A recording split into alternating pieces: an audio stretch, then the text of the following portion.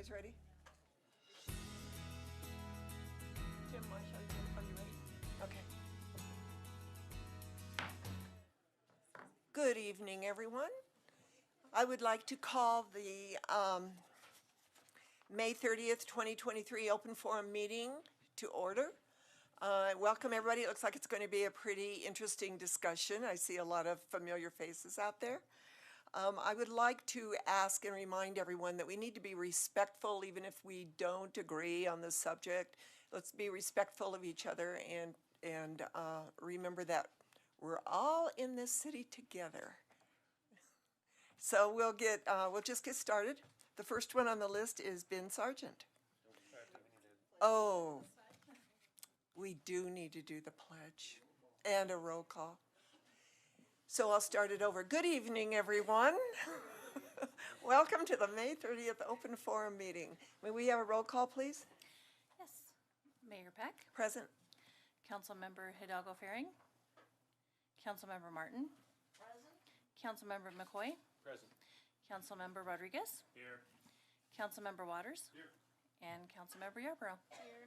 Mayor, you have a quorum. Thank you. Let's stand for the pledge.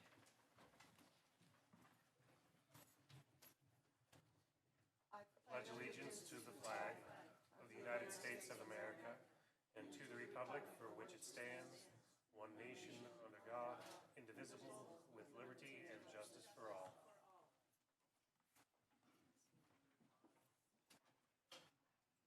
So now we'll start with Ben Sargent. You have 5 minutes. Please state your name and address. And you can sit at one of the chairs here. You don't need to stand at the podium. It's up to you. Just need to turn the mics on. Yeah, just turn the mic on.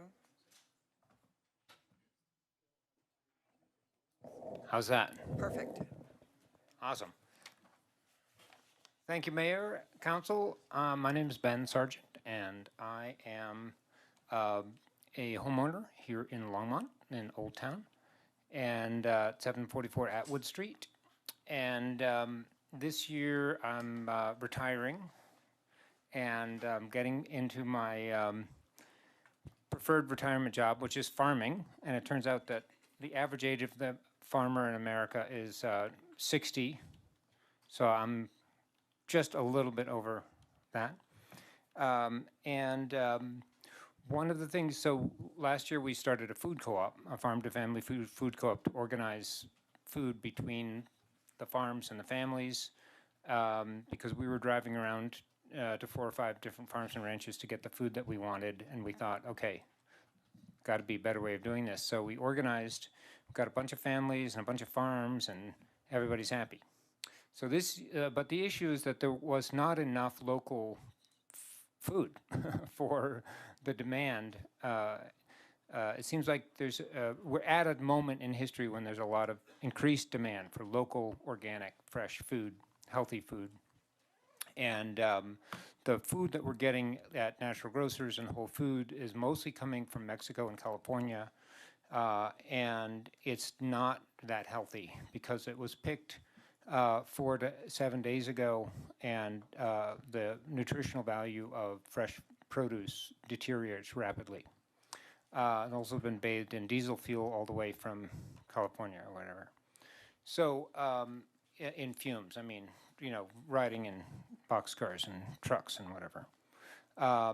And so we have definitely noticed that we eat all fresh, local Boulder County produce now, and what you buy, you know, even at Whole Foods, which is the best in terms of how it looks, it's just doesn't have the same, I don't know what it is, but we notice the difference.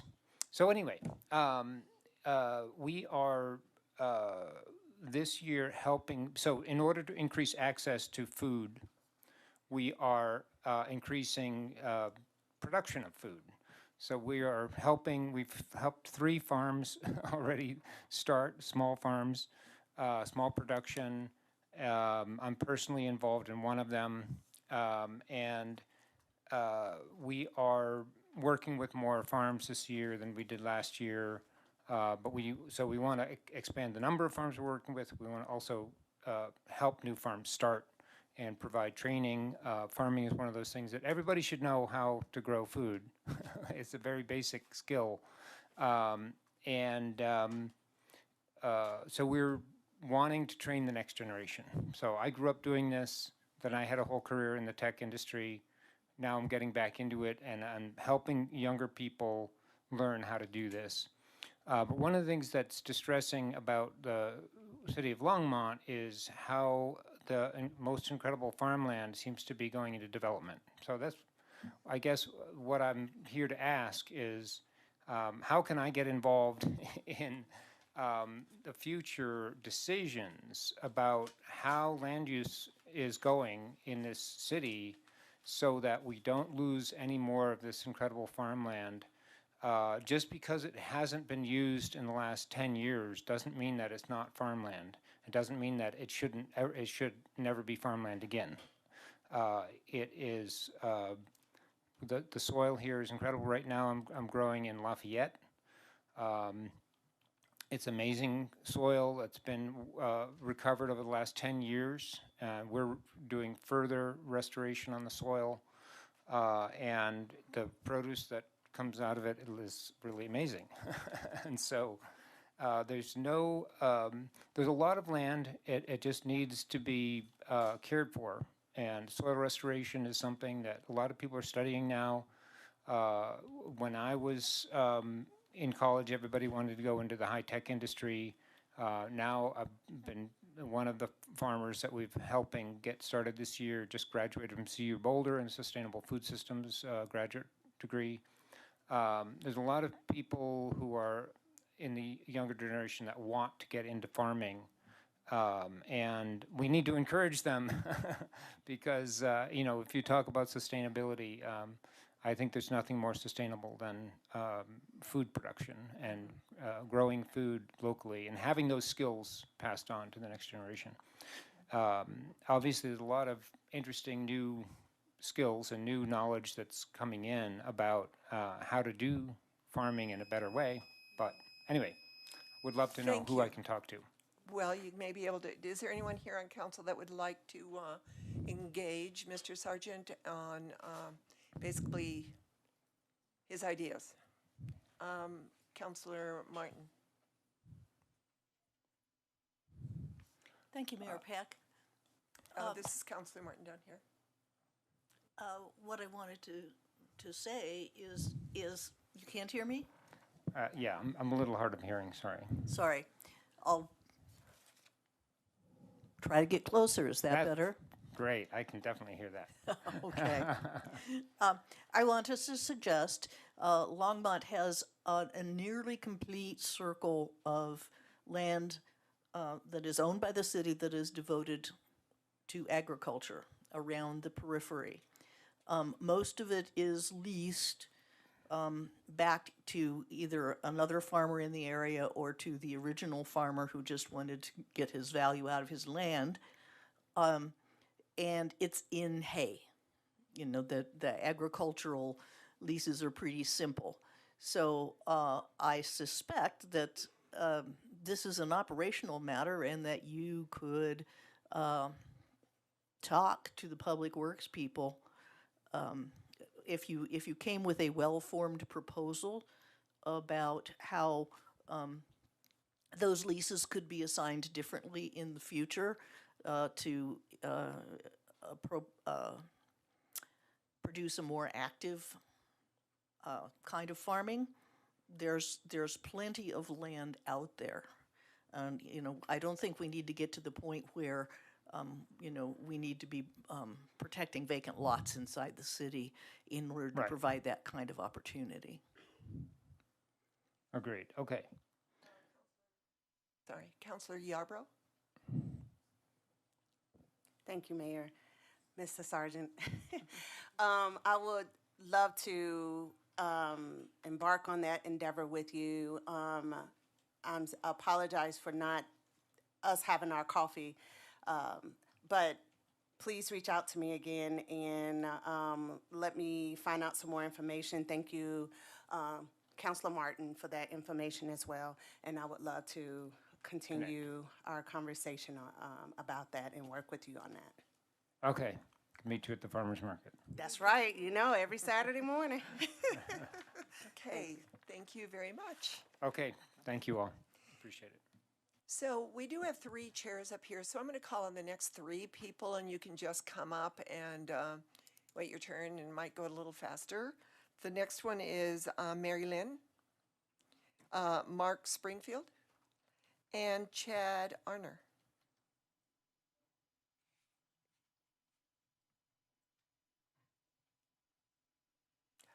So, hello, Mary. Go ahead and turn on your microphone. And you have 5 minutes and your name and address, please.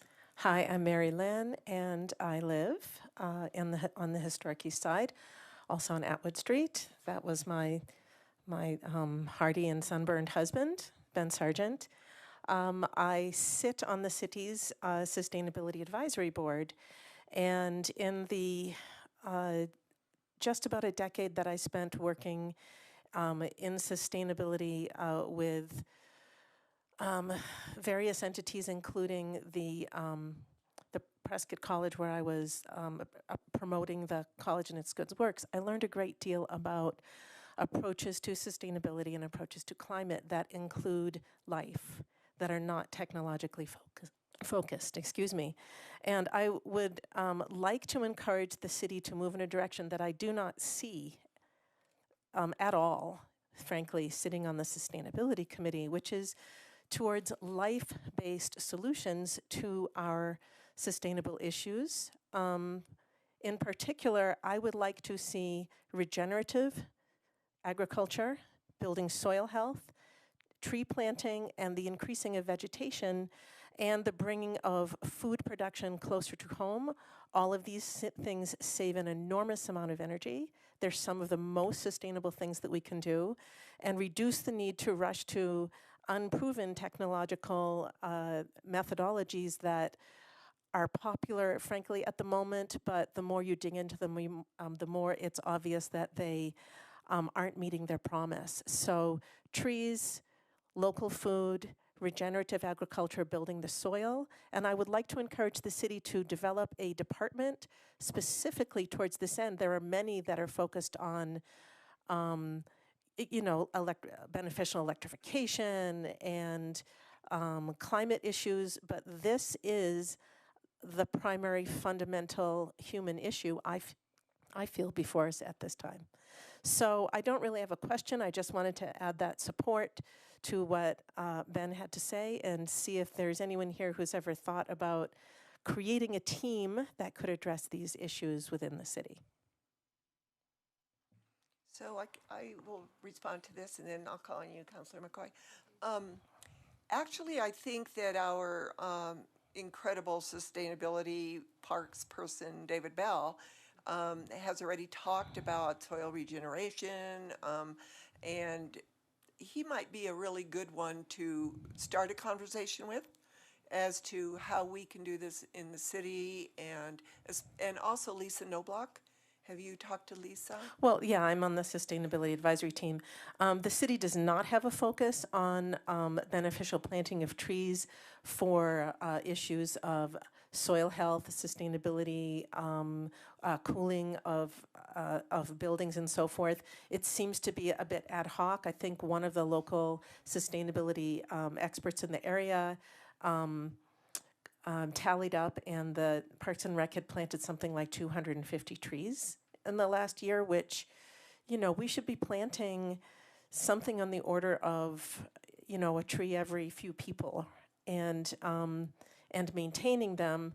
There's lots of different varieties, especially if we had a focus on permaculture, or at least exploring permaculture. We could be also growing a lot of our food here. We have fruit trees that bear every year right in downtown Longmont. We might not have the neatest yard in the planet, but there's hundreds of pounds of food coming out of it, and just as it used to be.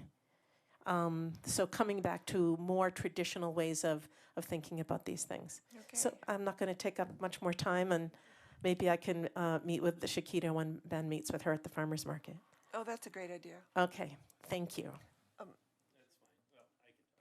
Okay, Councilor McCoy Sure. would like to Thank you, weigh in. thank you, Mayor Peck. So, Mary, thank you for coming down tonight. When I was on council the first time in 2007 to 2011, Sarah Levinson and I spoke quite often about the idea of having food sustainability, what your husband, before you came and talked about, as well as you kind of hinted at here around the trees and the growing and everything. And we had a group come before us called Grow Your Own Meal, and they were a Right, they're in hydroponic. Boulder. Yeah, and they were looking for a location here in Longmont to do their hydroponics with their fish farm sort of concept and everything at the time.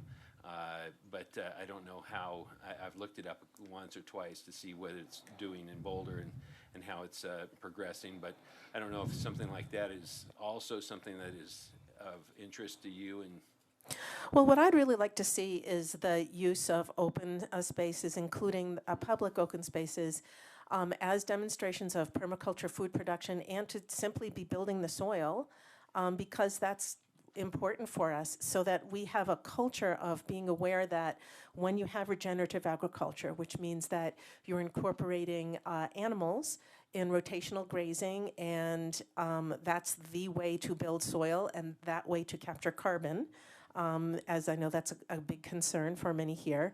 For example, there's now I believe I saw that some goats are being used in the city. Great start.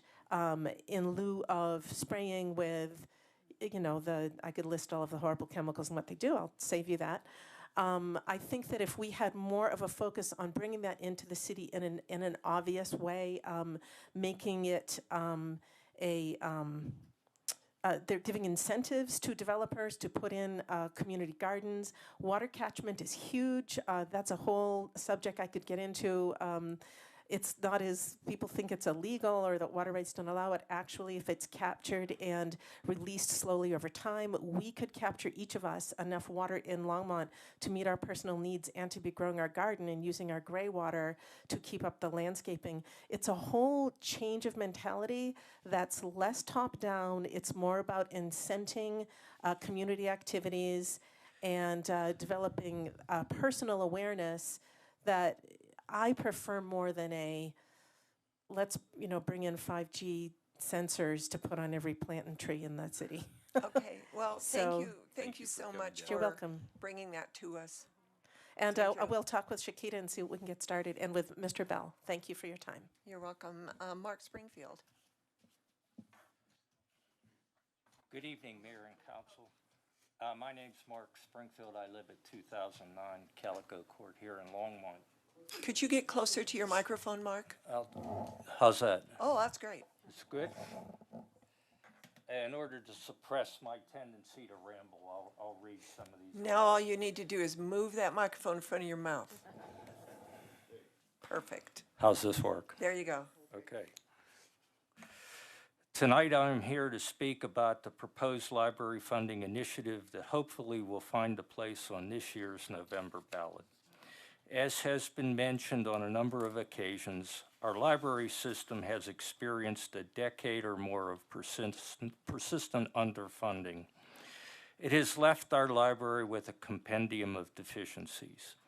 These were well documented by Sigger Consulting in their library feasibility study phase 2 from last year. My takeaway from observing the previous discussions on the subject here by Council is as follows. Yes, Council thinks the library has been underfunded.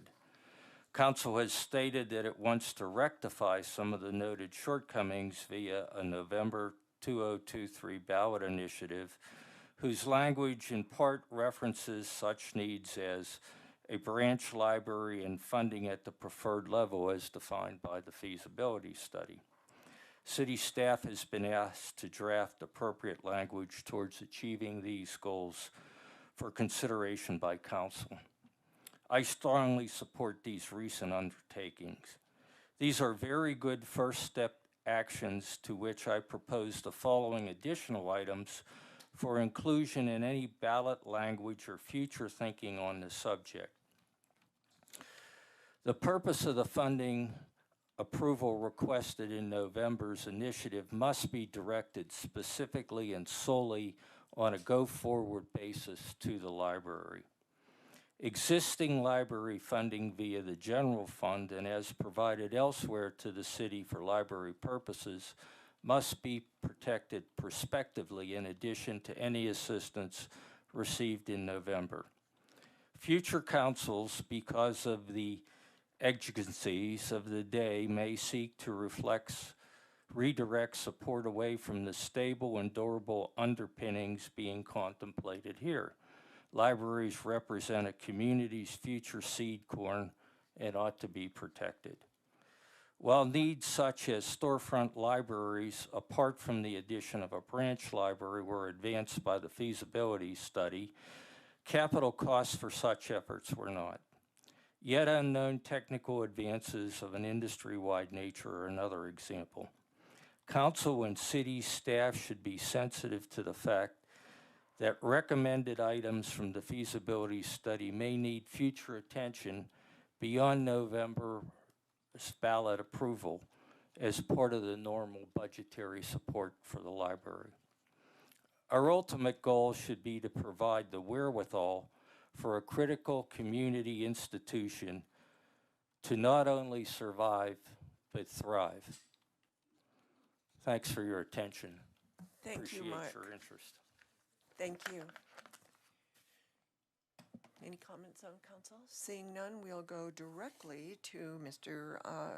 Chad. Thank you, Madam Mayor. Everybody able to hear me okay? Yes. All right, got it in the right spot. At 1117 Left Hand Drive, sorry. I have been a resident of Longmont since 1997. I have run the gamut of living rich and living poor in this county and have gotten to see a large breadth of life in this area. For the last 3 years, I have run a locally owned and operated security agency, which is, I happened to have been at work when I found out about the open forum, so I apologize for the uniform. But one of the big things that I've observed in the last 3 years since I've been in Longmont has been the interactions between people like me in the security field and the lack of oversight, the lack of utilization, and misunderstanding of our place, if you will. Right now, as it stands, by chance I lost my father to COVID last year, and he ran a signal operation in St. Petersburg, Florida, which is now mine to operate as well. Florida is Jurassic Park. It is 50 years behind the rest of the country, most and everywhere else, except for my field here. It's heavily regulated in Florida. We're licensed. We have to have a certain number of training hours per year. Colorado has none. I can just spend $25, form an LLC, I've got a security company, and have at it.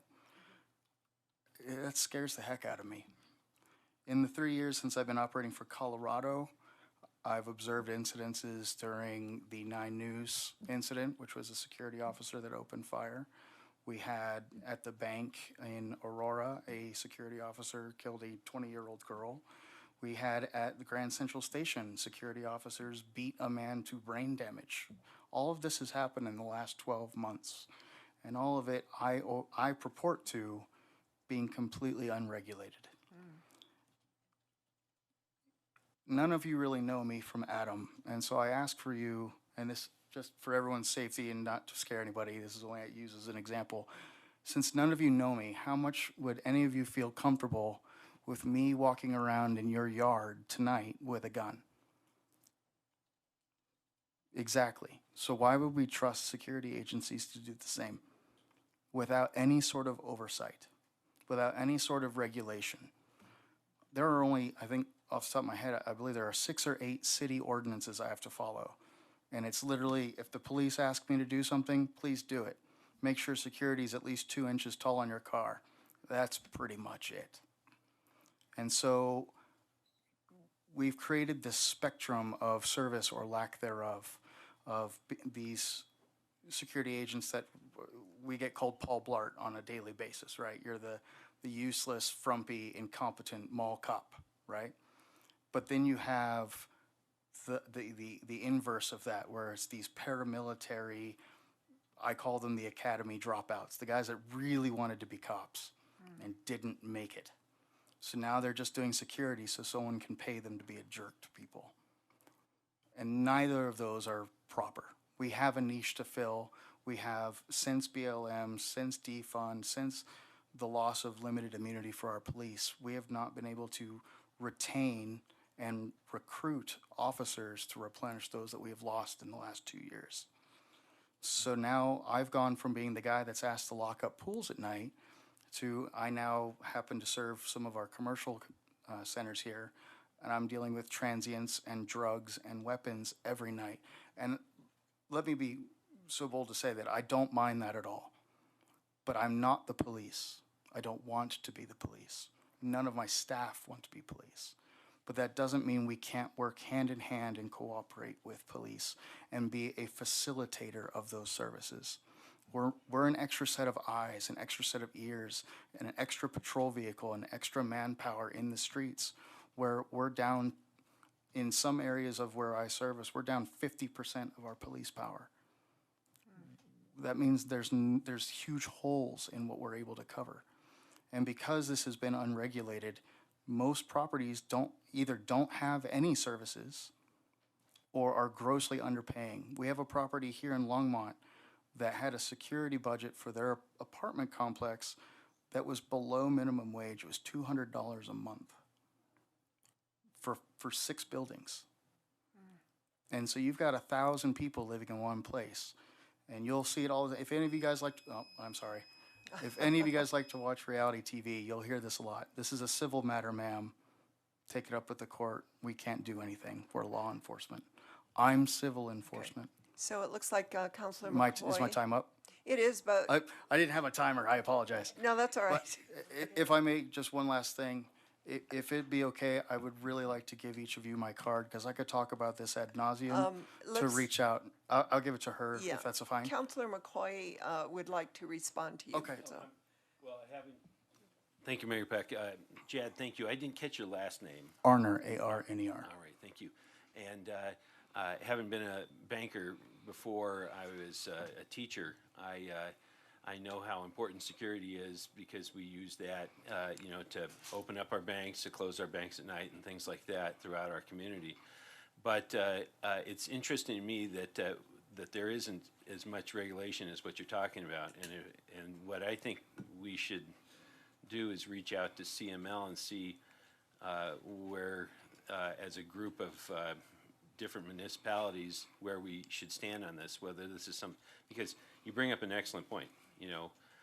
We don't have our police officers meet our tellers and bankers at the door in the morning around our community. We meet security agents, and we don't meet our police in the evenings when we're leaving.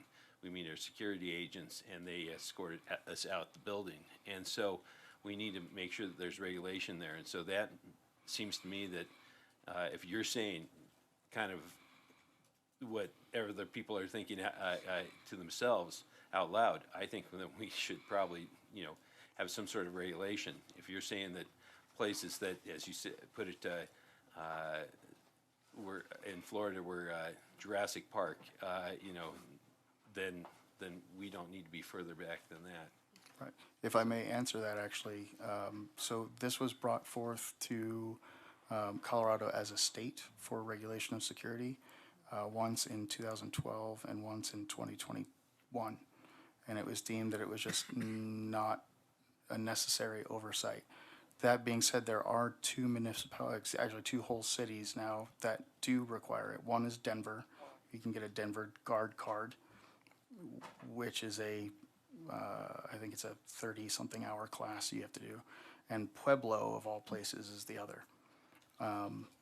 But like I said, there's a lot more that unfortunately I can't cover in 5 minutes. I have had the honor of meeting Susie and who was it? You, Marcia? I apologize. I think you and I met at the Coffee with Council. Yeah, Coffee with Council. Yeah. So I've had smatterings of interactions, but I haven't been able to nail down a good time to sit and talk, because there's obviously a lot of time. Yeah, that we is have taken out. we have a pretty full council I know, I tonight, so apologize. I'm I don't going mean to keep it up. but But I'll leave this for you, Michelle, if you could give them, just to reach out to me. Maybe make it a little easier to get in contact with each other. So Chad, Counselor Martin does want to make a statement. Okay. Actually, I don't want to make a statement. I want to ask a couple questions. You sort of touched on both of them. I do think that a regulatory framework belongs at the state level, and I would really like to see that come around again. We are right at the very beginning of the season when there is some ability to influence what the General Assembly does next session. And so I would really love to see a discussion in the month of June, and please just email me and get on my calendar. Okay. The other one is, I think most of the regulation should not be local, but perhaps putting an operational protocol together with the police would be a fabulous idea, and I think we should start by running your ideas past the council, and then maybe we can bring them to the public safety I would organization. love to do that, yes, absolutely. Okay. And I do currently work with Longmont Police. Great. Through Sarah Ernie, the crime-free housing program as well. So we're already partially integrated in that method as well. Thank you, Chad. Thank you, guys. Thank you very much. Linda Bindorf, Carl Bindorf, and Kim Zimmer. If the three of you could come up.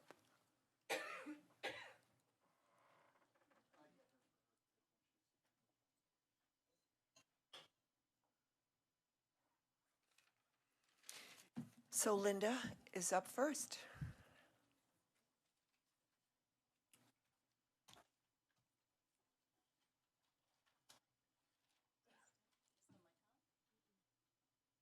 There it is. Now it's on. Good evening, council members. I would like to, I am Linda Bendorf, and I'm at 619 Brookside Drive in Longmont. I am here to talk in support of the November ballot funding initiative for the library.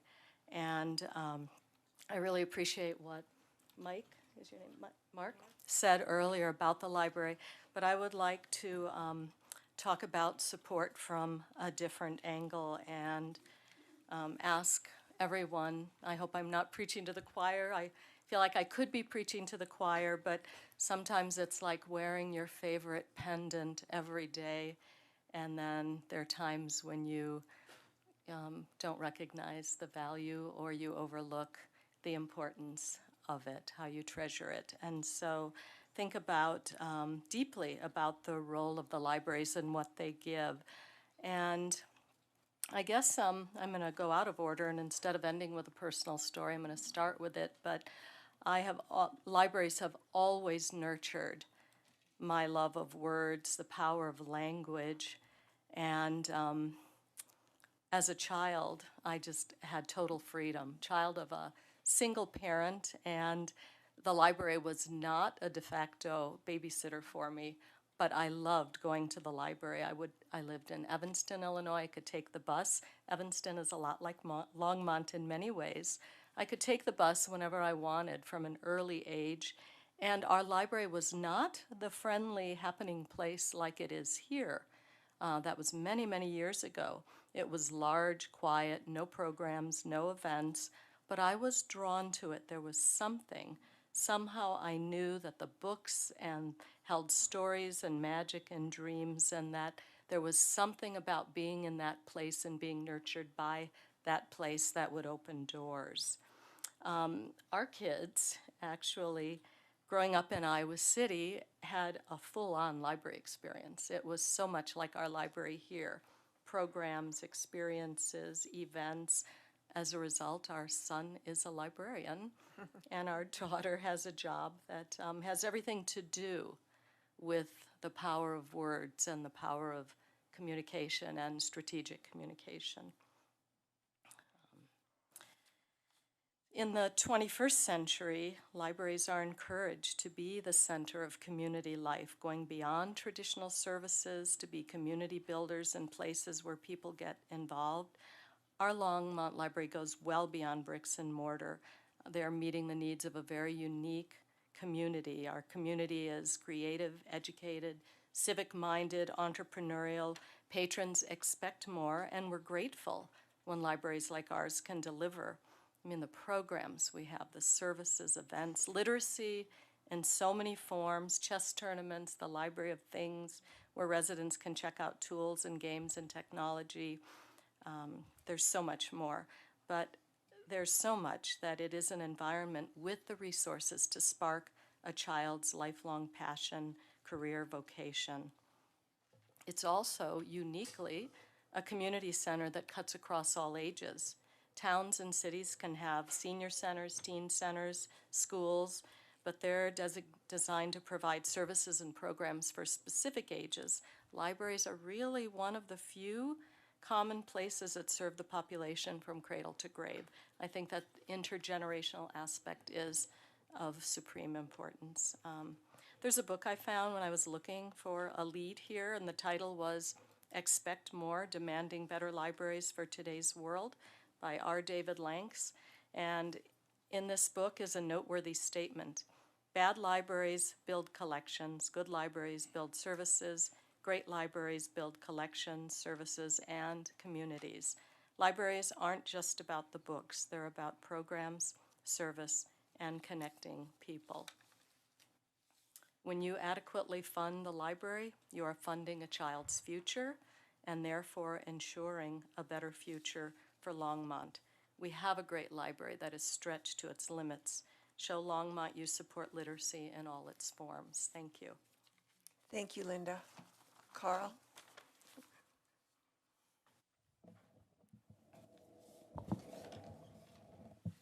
Thank you. I'm Carl Bendorf. I also live at 619 Brookside Drive, and I'm also here in support of any future public library projects. Linda and I moved here to Longmont 8 years ago, and we really like it here. And I bet a lot of people in this room will agree this is a great town and a great place to live. But one of the things that really has stood out to us during our time here is how well managed Longmont is.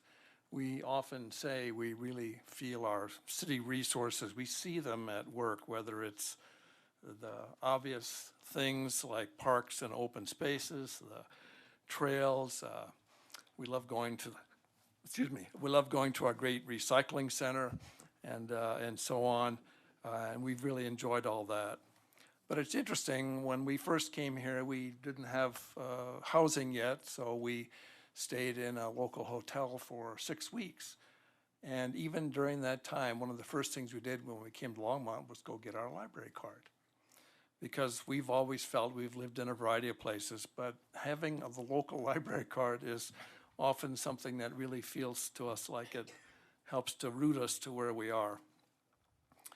But we feel we're now done moving, and Longmont is where we'd like to stay, and apparently a lot of other folks feel that same way as our population continues to grow, something you're, I'm sure, so well aware of. This number is already out of date, but as of July 2021, we've crossed the 100,000 in population mark, and according to the U.S. Census data, Longmont is one of the fastest growing cities in Colorado and in the country. Our population has increased 15.2% since the 2010 census. But what does that have to do with the library? Well, I've read recently that our current single-site facility was designed to serve a population of 68,000. That means with our current population, our library should be 60% larger than it currently is in terms of capacity and programs and services. And with our rate of growth, that shortfall's only going to grow, and fast. I've also read that Longmont is the largest library system in Colorado, which has only a single site. So if branches are under consideration, that might be a good thing to be looking at. We all know how vitally important public libraries are to the social and economic health of every city. And so I feel it's critical we support the library going forward, and I encourage you to keep that under consideration and make certain that our library grows along with the rest of everything else going on here in Longmont. We don't know what the exact plans are for enhancing the library, and I'm sure that's in flux and will change, but I can tell you that when the time comes, Linda and I will be supporting those projects. Thank you. Thank you very much. Councilor Yarbrough would like to make a comment or a question. Thank you, Mayor. Thank you for speaking, Linda and Carl. Linda, when you were speaking about Evanston, and I'm from Chicago, and so thinking about, first of all, I want to ask, have you ever considered being on the library board? We are friends of the library, but no, I have not thought about that. So there are other ways I'm using my partial retirement time. Okay, So, okay. I'm a memoir coach. Okay. Well, I had to ask. We're always looking for board members, so, second thing, what made me think about, and I won't be long, the library, what you were saying in Evanston, how do we get that drive again for young people? Because there were no programs. You made me remember that there were no programs when I was young, and we'll hop on the train, the L, we used to call it, and go from library to library because there was a desire to go to the library. And now, look how wonderful our library is with all of these programs and everything. So I would love to one day sit down and talk with you and kind of get your perspectives about where do we go to, how do we get that drive from young people to want to go to the library? And we are doing it, and of course, there's so much more we need to do, we know that.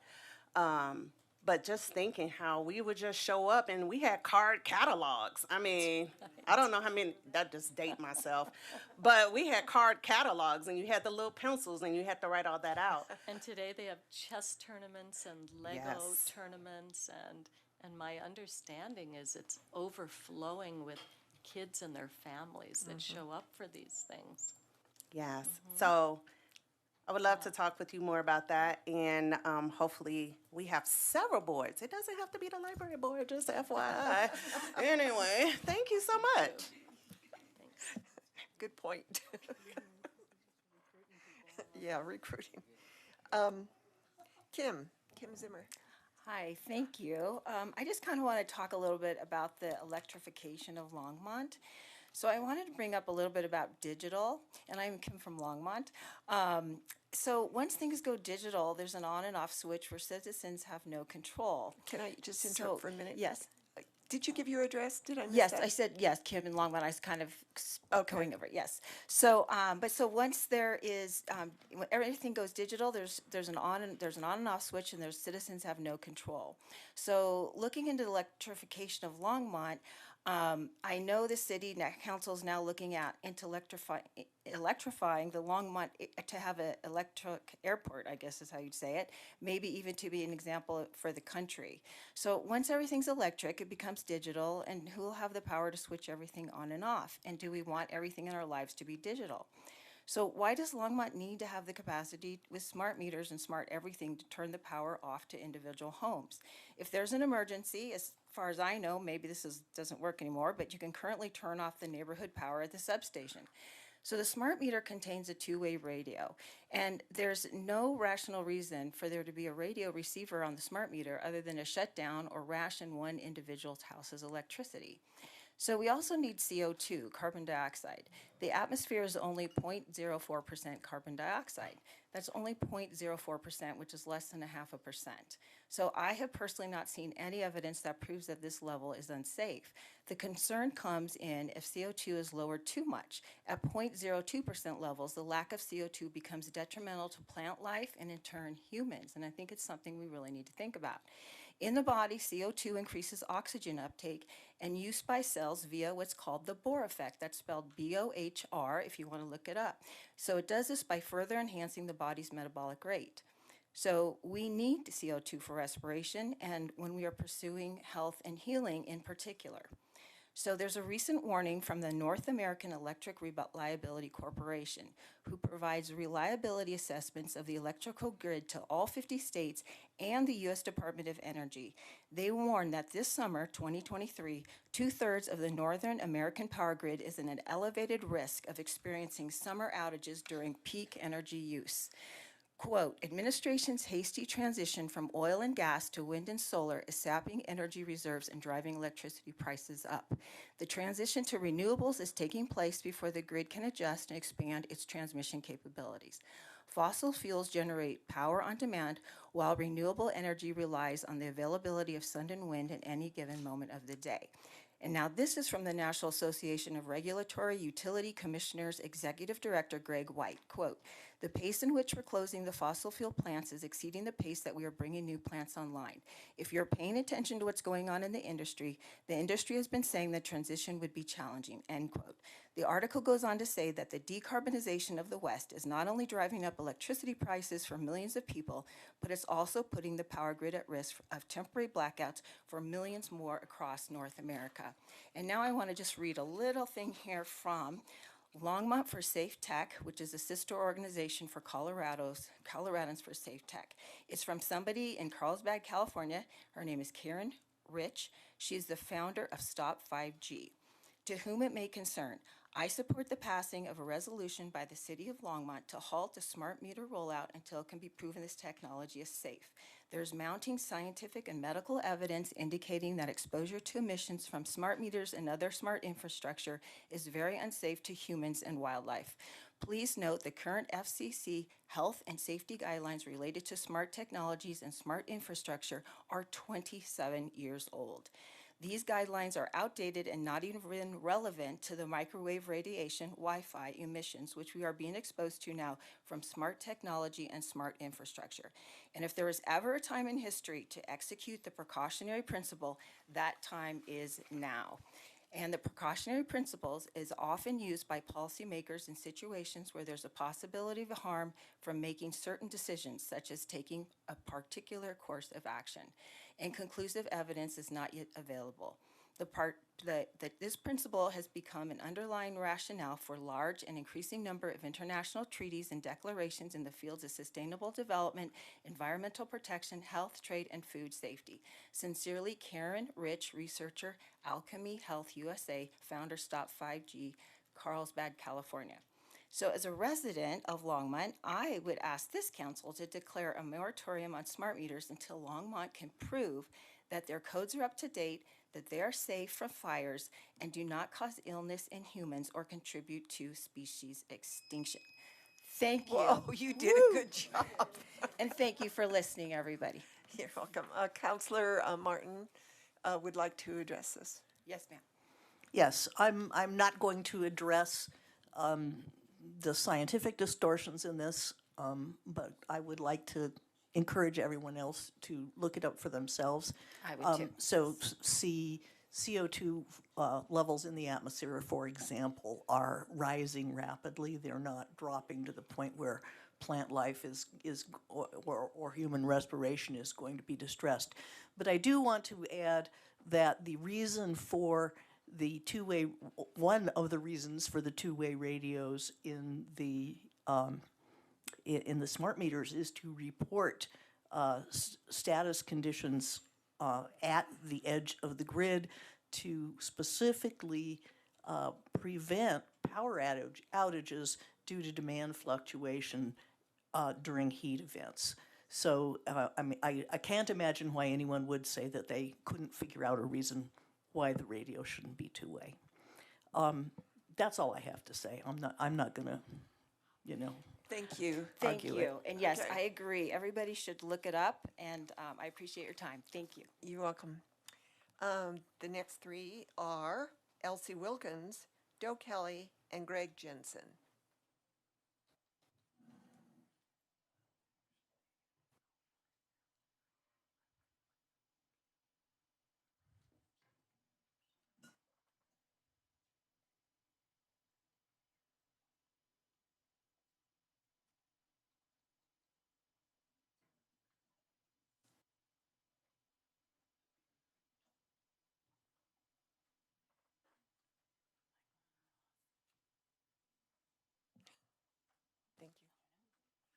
Great. So we'll start with Elsie. Elsie, would you mind turning on your microphone? And pull it closer to your... Perfect. I'm Elsie Wilkins, and I reside in Middle Fork Road, Boulder, Colorado. We need to pull that closer. I'm sorry, Elsie. Pull the microphone closer rather than scooting up. People in the back can't hear you. Can you hear me now? All right, I got thumbs up. So to the Longmont City Council from Longmont for Safe Technology, Coloradans for Safe Technology, from individual residents and citizens advocating for safe technology, with all due respect to the board members and Mayor Peck. We are aware that the city of Longmont has a plan called Envision Longmont. Many of our own group are also visionaries, being artists, healers, writers, and metaphysicians, among many other life paths. In looking toward a more beautiful future, and in connection with these other visionaries who shared in our ideal, we have created a visionary statement of our own that we wish to share with you now. In advance of the proposal, I am here to introduce, and it goes like this. Our vision of a new earth. We are at peace in this magnificent world of clean air, blue skies, and white clouds, sparkling and healthy oceans, and stunning natural environments filled with abundant life and animal life, where healthy people establish communities based in love and service to each other, where being fully human is a desired state, where everyone is honest, the leaders are truthful, selfless, and motivated by service to the greater good. In this new earth, we are enriched by the care we take to maintain our soil, plants, wildlife, water, and air free of chemical pollutants, contaminants, and toxic EMF. We have come and gone from an age of deterioration and disintegration into one of healthy living and thriving. In this new earth, technology is finally being put to an appropriate use in maintaining health and life for all beings. Now for the proposal we wish to introduce, which several of our group will also be reading to you. We, the undersigned residents of Longmont, Boulder County, Colorado, and beyond, committed to safe, ethical, and legal use of technology, are submitting to you a proposed, quotes, resolution for a smart meter moratorium in Longmont, Colorado. We believe this resolution makes, among many others, in case for code violations in the proposed and existing use of the electric meters that the city of Longmont has chosen for its AMI, Advanced Metering Infrastructure Program. We request that you carefully review this proposed resolution that we will be sending you also by email. We feel that it is imperative that the Longmont City Council adopt this course of action, a halt to its smart meter rollout as a necessary preventive measure against any legal action taken to halt the AMI program. Very sincerely yours, Longmont for Safe Technology, and Coloradans for Safe Technology, And we also have a list of several people that are that are supporting us, and then some of them are speaking tonight. Thank you very much. Thank you, Elsie. Counselor Martin, I see that you want to address this, but it sounds like this whole group is probably going to be saying the same thing. So can we listen to them first, because the comments are all going to be the same, I think. But, so that's just an ask. I have one quick question. Yes. Is the lawsuit you mentioned coming from one of the organizations you listed in particular? I am under the impression that it might be more than one organization. And the answer to the question that I asked is? It is what I just said. It might be coming from more than one organization. More than one organization, including the two that you named in your speech. Probably, and Thank you. Joe Kelly will have a more clear response to that question. Thank you, Marcy. Thank you, Elsie. Doe Kelly? Can I use the standing up Of microphone? course, of course. I'd rather stand. Okay, so it's on red. Do I just press the red? I think so. Try it and see. Yep.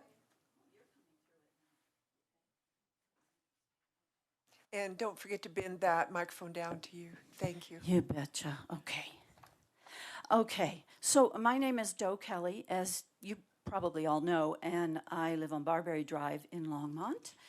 And I'm going to read the first part of a resolution for a smart meter moratorium in Longmont, Colorado. And it's got a lot of whereases and a few therefores. Okay. So, whereas the city of Longmont has a responsibility to ensure the health and safety of its residents and to provide reliable and efficient utility services, and whereas there are no long-term safety studies on the effects of exposure to smart meter radiation on human health, and whereas there are thousands of peer-reviewed studies linking electromagnetic radiation emitted by wireless devices, including smart meters, with adverse biological health effects, including cognitive impairment, headaches, unexplained fatigue, sleep disturbances, including inability to wake up and/or inability to go to sleep and stay asleep, cardiac arrhythmia, including but not limited to tachycardia and atrial fibrillation, vertigo, tinnitus, ADD, and ADHD-like symptoms, mood swings, including but not limited to anxiety, depression,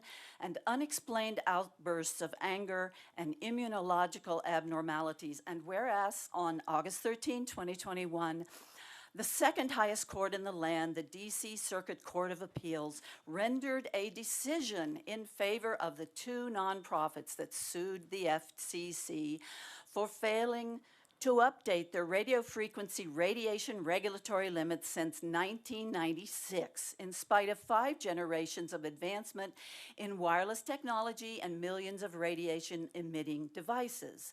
The case, Environmental Health Trust et al. Versus the Federal Communications Commission, challenged the FCC, thus calling into question whether any radiation-emitting device is safe for human exposure. Whereas the court ruled that the FCC's failure to provide a reasoned explanation for its determination that its 1996 radio frequency emission guidelines adequately protect the public against the harmful effects of exposure to radiation from 5G and wireless-based technologies unrelated to cancer, renders the agency's decision capricious, arbitrary, and not evidence-based, in violation of the Administrative Procedures Act, or APA. The court judgment remanded the decision to the commission. Whereas, with respect to cancer, the court acknowledged that the FCC had considered the National Toxicology Program study. The court further acknowledged the two nonprofits and the FCC differed on their interpretation of the study results. Because the FCC need only have shown they had, quote, considered cancer, the court did not include cancer in the remand. The judge's decision did not rule cancer out as a potential threat. Whereas the August 13, 2021 decision in favor of the two nonprofits stated, under this highly deferential standard of review, we find the Commission's order arbitrary and capricious in its failure to respond to recorded evidence that exposure to RF radiation at levels below the Commission's current limits may cause negative health effects unrelated to cancer, end quote. Whereas the court further stated, quote, that failure undermines the Commission's conclusions regarding the adequacy of its testing procedures, particularly as they relate to children, and its conclusions regarding the implications of long-term exposure to RF radiation, exposure to RF pulsation or modulation, and the implications of technological developments that have occurred since 1996, all of which depend on the premise that exposure to RF radiation at levels below its current limits causes no negative health effects. Accordingly, we find those conclusions arbitrary and capricious as well. Finally, we find the Commission's order arbitrary and capricious in its complete failure to respond to comments concerning environmental harm caused by RF radiation, end quote. Whereas at the present time, FCC has not yet updated its standards in keeping with the court remand, and wireless devices such as smart meters are therefore operating under outdated conclusions with respect to RF standards described by the second highest court in the land as arbitrary and capricious.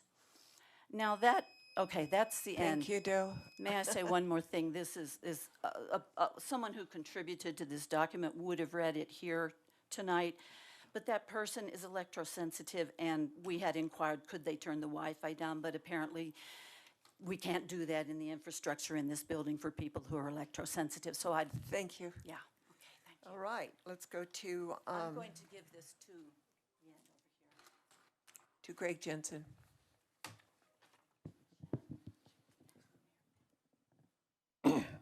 Mayor Peck, City Council members, Greg Jensen, Grays Peak Drive. Whereas smart meters may be susceptible to hacking and cyber attacks, potentially compromising privacy and security of Longmont residents' data of the private energy use data. Whereas the Landis & Gear smart meters with Zigbee chips already partially deployed in Longmont in a test area are particularly vulnerable to hacking, which could allow highly personal data that these meters collect to be susceptible to theft by hackers, which could compromise the utility databases and additionally put customers' personal information and behavior patterns at risk. And whereas there is credible evidence that smart meters may not accurately measure energy uses, inaccurate fees and overbilling could lead to financial harm and hardships for residents of Longmont. Whereas the smart meter is a complex and vulnerable electrical appliance that is being installed directly to the service drop outside of the normal safety protections of a residential home or a commercial building's main circuit breakers, which is a violation of the Longmont building codes.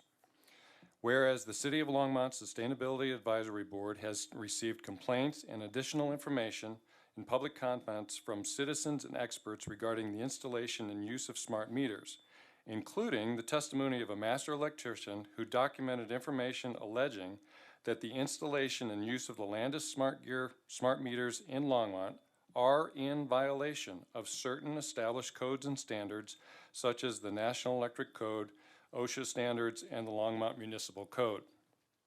Whereas Section 14.32.200.j of the Longmont Municipal Code, one applicable code, clearly states, all services, equipment, and installations must meet all applicable codes and safety standards, including, but not limited to, the National Electrical Code and a number of other agencies that regulate our electrical installations.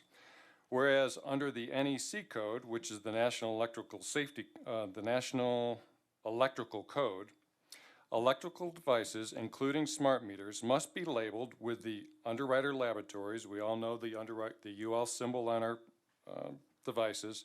That label must indicate they have been tested and comply with safety standards. The absence of the UL label on a smart meter violates the label definition. Whereas Section 14.32.90.a of the Longmont Municipal Code ensures that all electricity customers in the city receive uniform and electrical and equitable consideration, while subsection E on liability stipulates that the city can be held liable for injury to persons or damage to property when such damage or injury results from or is occasioned by the negligence or wrongful acts of the city's agents or employees. Whereas there is evidence that the Landis Gear Gridstream RF90E7 C2 F3 model G5 integrated focus SE AX RE-SD smart meter, the one that's been implemented, which is being installed citywide by the city, does not have a UL label. Thus, is in violation of Section 14.32.200.j of the City of Longmont's Municipal Code, which therefore poses health and safety risks to the Longmont public unnecessarily. Whereas the Landis G Gridstream RF system has not been certified by Underwriters Laboratory in accordance with the National Electric Code standards, as required by Section 1432.200.j of the City of Longmont's Municipal Code. Whereas the UL Standard 2735, which is a certification standard for smart meters and other advanced metering infrastructure, does not address all of the potential hazards associated with smart meters and relies heavily on self-certification by the manufacturers. We know what trouble that's gotten us into in the past. Therefore, I support the passing of a resolution by the City of Longmont to halt smart meter rollout until it can be shown that this technology is safe for all of the citizens in Longmont. Thank you. Thank you very much. No clapping, please. Thank you. Roxy Olson, Kim Edmondson, and Diane Christ are next.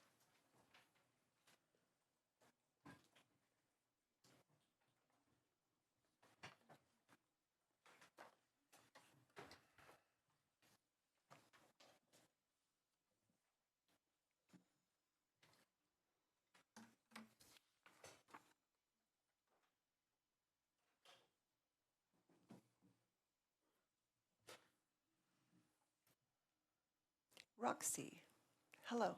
Good evening, Good evening. Mayor Peck, council members. I'm a taxpayer and citizen of Longmont living at 1678 Judson Drive in Longmont, homeowner. I'm going to continue in reading the resolution, and I support the resolution asking you guys to place a moratorium until it can be proven that there is no harm from smart meters.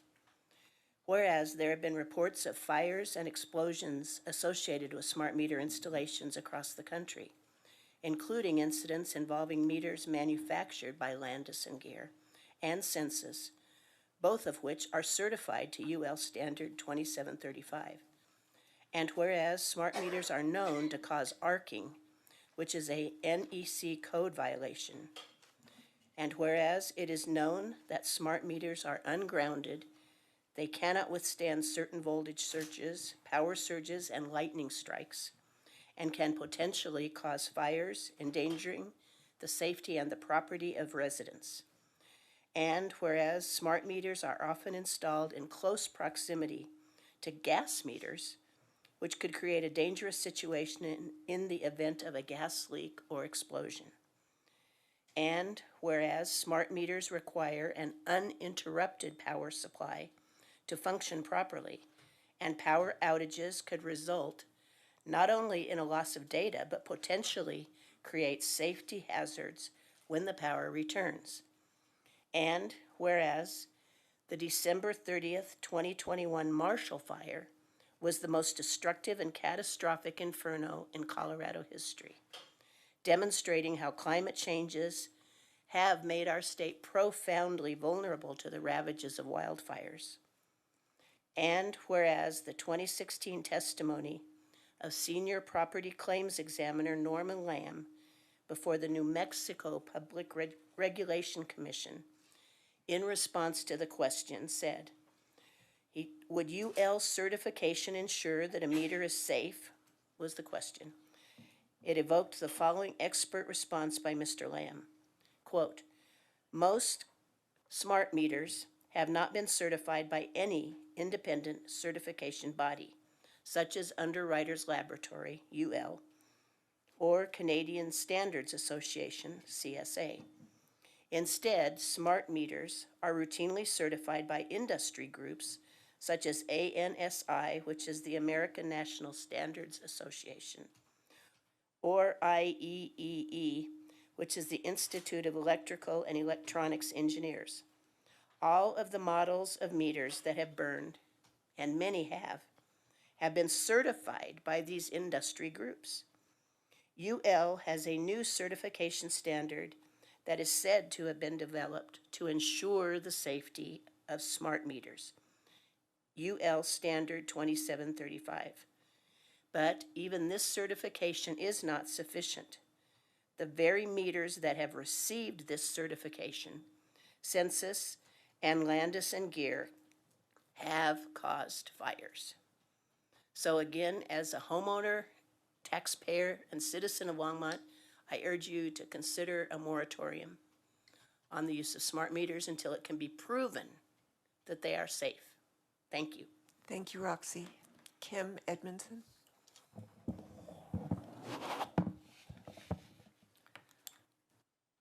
Hello, I'm Kim Edmondson on Bittersweet Lane here in Longmont. I speak on behalf of Longmont for Safe Technology and fully support a moratorium on smart meters. And continuing on with what Roxy just read, whereas a Public Records Act request was submitted to the City of Longmont by a Longmont resident who requested an independent report stating Landis Gear have resolved their AMI fire risk vulnerabilities. The City of Longmont responded that no such report existed.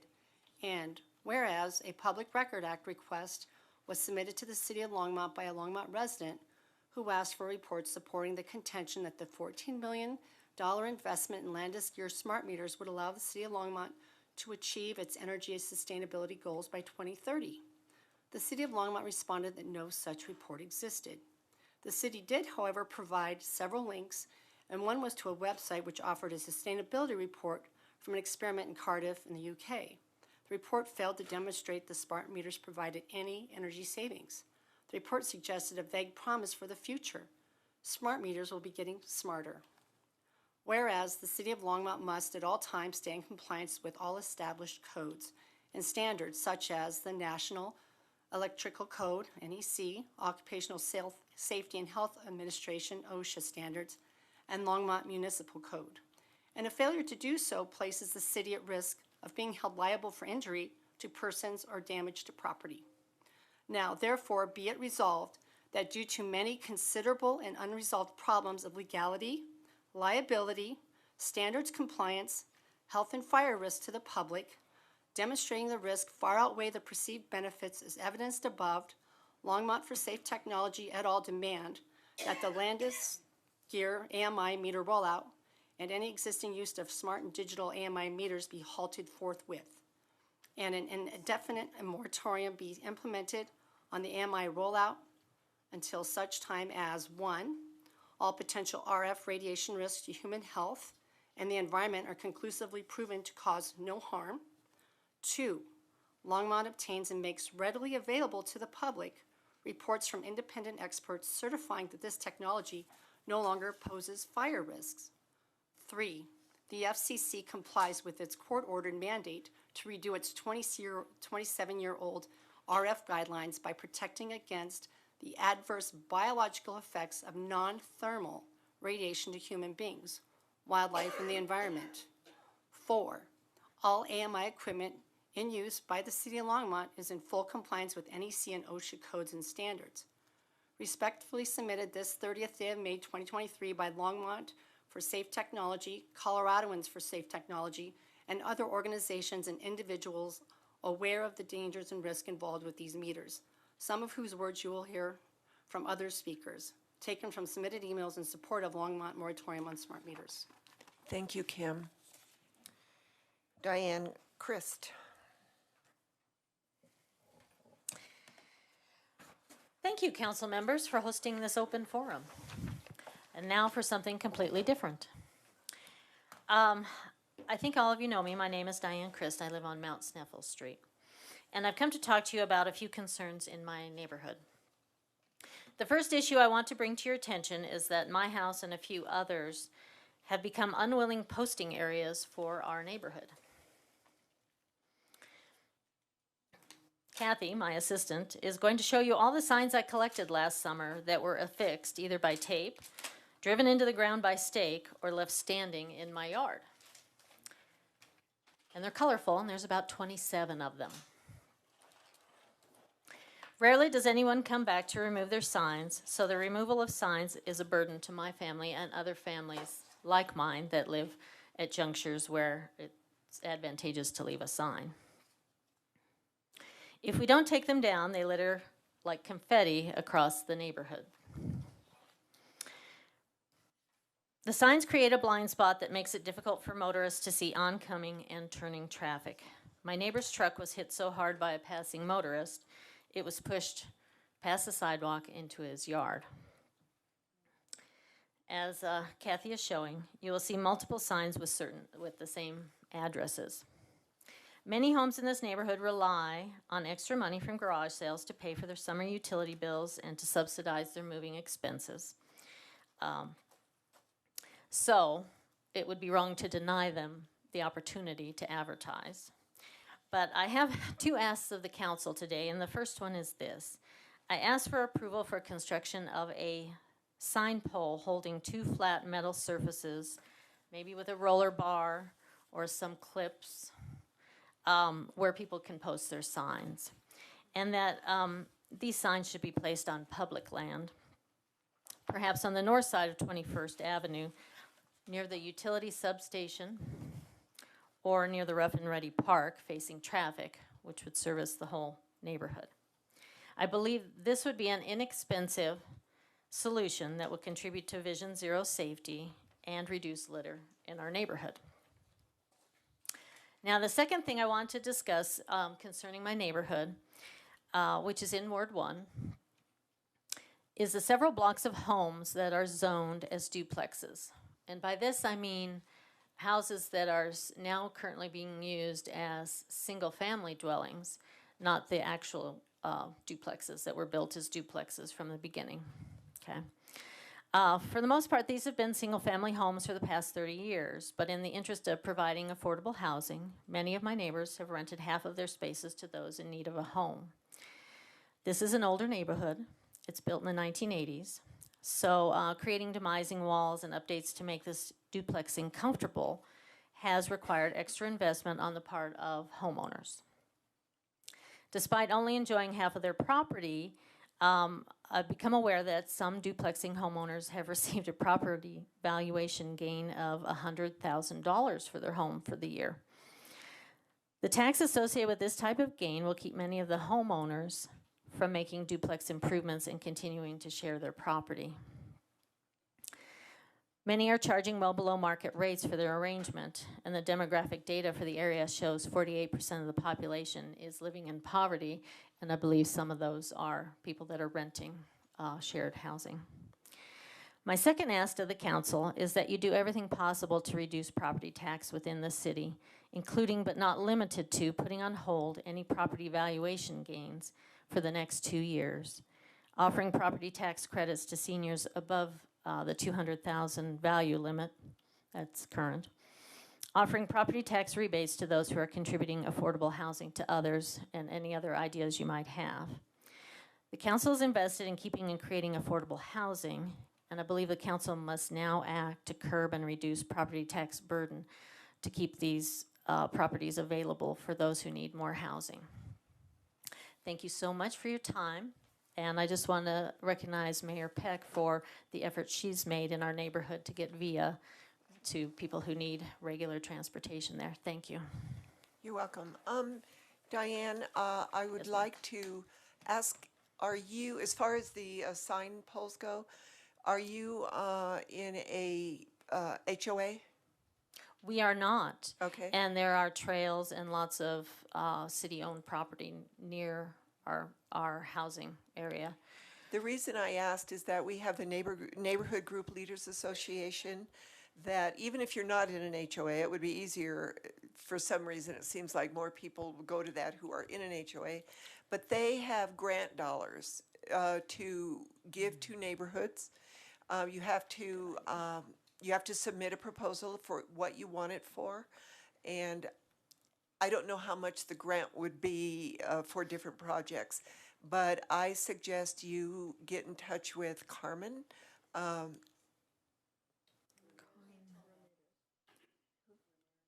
Carmen Ramirez. The person who runs NGLA manages that is Wayne Tomac, but the division is under Carmen. So see if they can help you out in getting some dollars for that, looking for a place for you. I think it's a great idea, actually. Okay, thanks. You're welcome.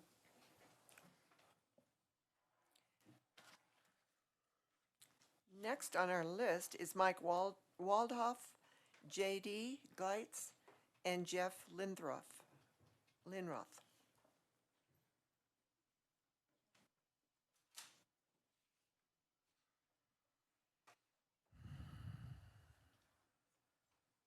Thank you, Council. Thank you, Mayor. My name is Mike Waldhoff. I live at 1236 Aspen Street in Longmont. I'm here to support a moratorium on installing smart meters in Longmont until the following questions can be answered by truly independent researchers. 1, is this really in the interest of Longmont becoming more sustainable? 2, how much radiated and conducted RF emission do they produce? 3, what is a safe, if any, amount of RF radiation? 4, what are the alternatives to wireless-based meters? 5, can Longmont leverage its fiber network to create even more cost savings and reduce the amount of electronic pollution? 6, for those who do not want to implement smart home strategies, is there an option for one-way home-to-utility communication only? 7, what are the true cost savings, if any, both in terms of direct-to-consumer and reduction in carbon footprint, which would be part of the sustainable issue? 8, what are the costs, the true costs? 9, how safe are they from hacking? And 10, how safe are they from malfunction? Thank you. Thank you. JD? Good evening, J.D. Gleitz, 1632 Sherman Way. I'm here to speak because trust at all levels of government is alarmingly low.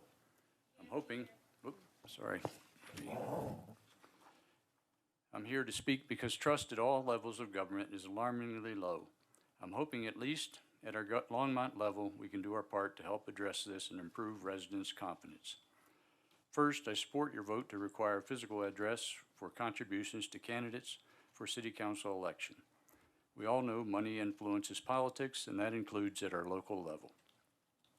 The residents have a right to know where the contributions are coming from and should not have to do research to find out who has the contributor's P.O. box. If the real concern is making sure the unhoused can contribute to City Council elections, then some language could be added to require the candidate to confirm the contribution came from an unhoused individual with no address. We absolutely need to know who is contributing money in our elections. Second, I would like to voice my disappointment of the new rules about limiting public comments at planning and zoning and city council meetings where the decision is a quasi-judicial matter. No doubt there has been a court case behind the legal counsel that has allowed or guided these changes.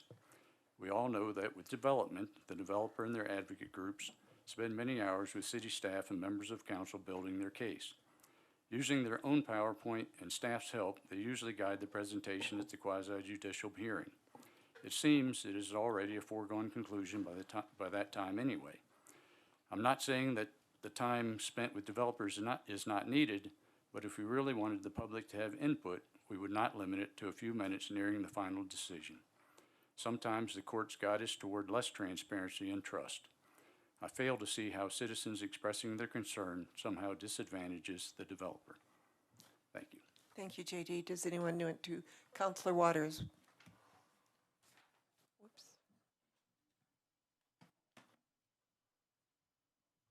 Sorry, that took a minute. That's right. Thanks, Mayor Beck. JD, thanks for your comments. I do have a couple questions. Sure, and I will say, I didn't realize this was the long version and the interactive mode. I just want to make some comments, but I'm willing to. You're hooked now, man. That's okay. You came on the wrong night. Yeah. It's one of the good, honestly, these evenings are the one time we get a chance to really engage I hadn't with one seen it, another. and So, I do think it's a good thing. yeah, I do too. But here are my questions. On the first part of your, I'm on record, I don't share your view here in terms of the use of a P.O. box. But I am curious, if the concern is knowing who made a donation to a candidate, we can't accept, or candidates can't accept donations without a name of the person who's the donor. And right now, it's either an address or a P.O. box. So if you have a name in a P.O. box, what do you know about that donor with an address that you wouldn't know with a P.O. box? You know, you have the amount of money, you have the name of the donor. The address gives you what in terms of comfort or assurance with an address versus a P.O. box? Well, I'm no expert at this, but my own opinion is that. That's what this all is, right. A bunch of opinions. Looking at some of the recent things I am a little familiar with, there's been along the Front Range and I think in Longmont, but over some big issues, there's been out of town, out of state donations made to the local community to influence. And so as a voter, if I see that these are coming from other locations other than Longmont, it kind of makes me concerned. If I see a name, I guess I could look to see if I can figure out where this person's from, if that made a difference to me, which to me it does make a difference, but that's just in general, that it would concern me to see contributions from other areas influencing our election. So a P.O. box has a name, a P.O. box, and a municipality, right? So you would, even with a P.O. box, you'd know it's coming from Chicago or New York or Des Moines or wherever. That's possible. My assumption was that somebody could buy or have a P.O. box anywhere. I didn't know you had to live in the area that you had a P.O. box. Well, I don't know if you have to live in the area, but a P.O. box has a number and a municipality. Yes, and so that's why I said the research. I could probably figure it out if I wanted to spend time. I'm just talking about looking at the paper, and they see me. They list a P.O. box. I'm probably not. I don't know. I don't see myself doing a whole lot of research. I never had before. Is the concern that people from outside Longmont should not be able to donate to candidates running for city council or mayor? No, it's of concern to me. It's not that they shouldn't be able to, but I'd like to know to make my own. And since it concerns me, it'd probably influence me. And so the last question tonight, about half the people have spoken tonight. The mayor asks for their name and address. About half the people here have not given their addresses. Yes. They've given the town they live in, the street they live on, but not their address. Right. Why do you suppose that's the truth, the case? Well, I think that it's a requirement for elections. It's a kind of a fundamental capstone, or I may be using the wrong word there, but a fundamental piece of our election. It's required that you have an address, and we're debating whether there should be a post office box. Here in the, I think they're two different issues. The public to be heard is one thing, and an election laws are another. To vote, you have to be a registered voter, and unless you've been able to I guess, shield your address because of security concerns, I know there are abused men and women that the courts have said they don't have to have their address entered in the public record. Right. And they can still vote. Right. Other than that. Yeah, no, I'm not talking about a voting, I'm talking about contributions. So I want to make sure we're talking about the same thing, because it's not about voting. Yeah. But the donation is a form of political speech, right? Yes. If you go look it up, Yes. go look for examples of political speech, donations to candidates. Yeah, that's why I want to know who's People are doing- speaking. What people are doing tonight, what you're doing right now, Right. is a form of political speech. You objected in the last part of your comments to us limiting political speech, given the kinds of issues that we're dealing with. I mean, you're objecting to our limiting that. Yeah. You're encouraging us to be more inviting of political speech. I would actually like to hear which voters are contributing. It's my own personal opinion. I'm not saying you have to restrict it to that at all, but I'd like to know that the people, I'd like to know if the people actually contributing are the voters, or are they just contributing because of an issue to Well, that's our fair, local? but you would know that whether it's a P.O. box or an address. If for sure that you have a post office box where you live and not actually buying one in Longmont. Well, okay, I guess maybe people would do that I don't just know. so they can make the $260 donation to a candidate. I don't know. Because that's the maximum amount of money we can accept from any donor. Correct. But as a matter of principle now, the form of political speech that we're hearing tonight, people are allowed, and they're guaranteed by the Constitution, they get to protect some measure of privacy. Just as the First Amendment protects your right to political speech, there are multiple of our Bill of Rights that protect Americans' right to privacy. The folks who didn't give their addresses tonight chose to exercise their right to privacy and their right to political speech tonight.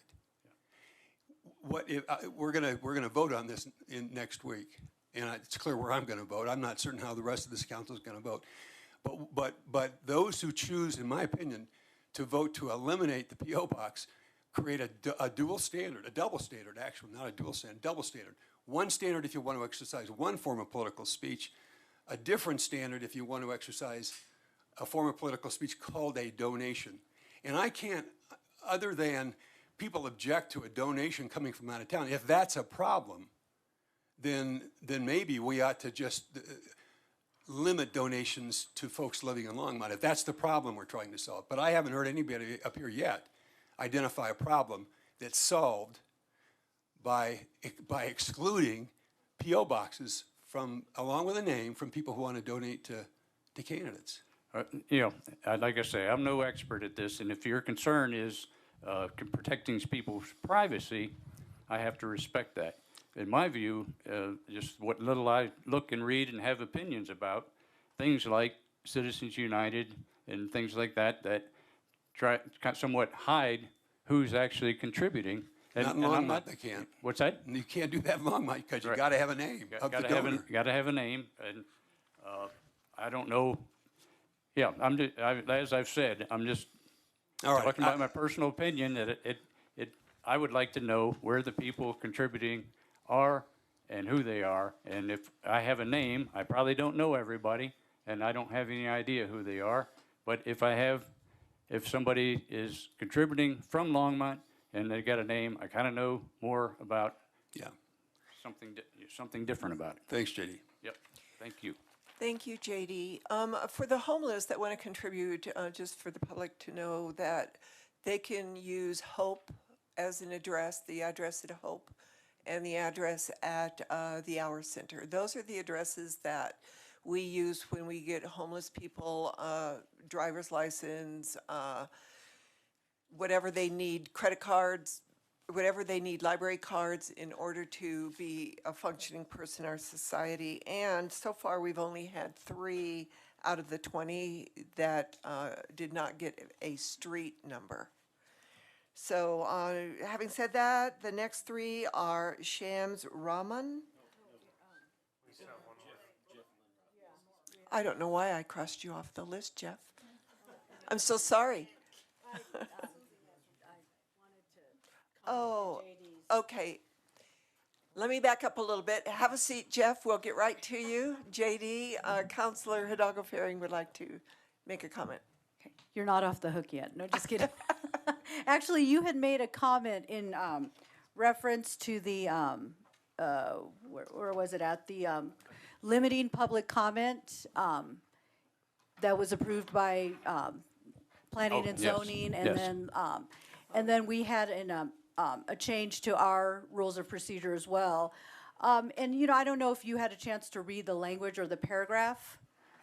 I'll actually, again, state the same thing. I didn't know this was a long one. No, it's all I right. didn't read everything. I had an I opinion. can't. So, it essentially, limits that city council may prohibit public statements on upcoming matters where council may hold a quasi-judicial hearing.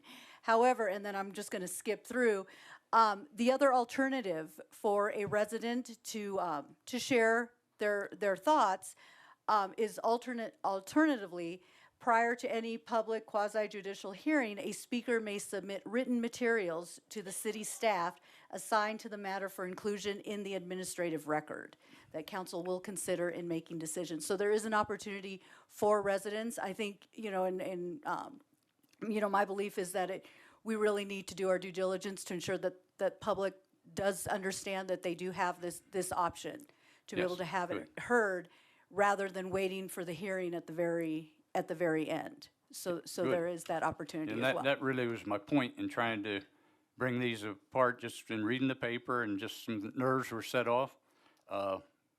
Limiting people's was less transparent. And so that's what I'm urging Longmont to do, to gather some trust and confidence in our government to make sure we're not trying to limit input. So thank you for doing whatever you can to help develop trust and confidence in our process and our government. Thank you.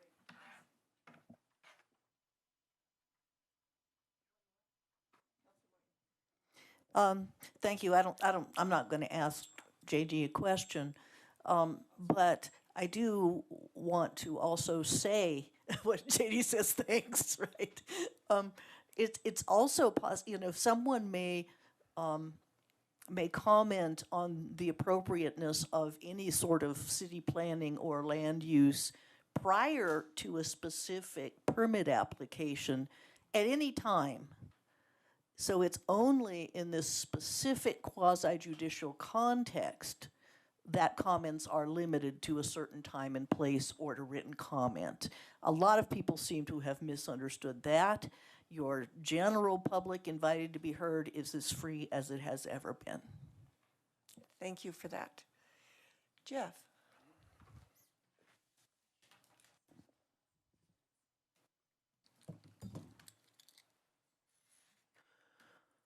My name is Jeff Linroth. I live at 1227 Purdue Drive here in Longmont.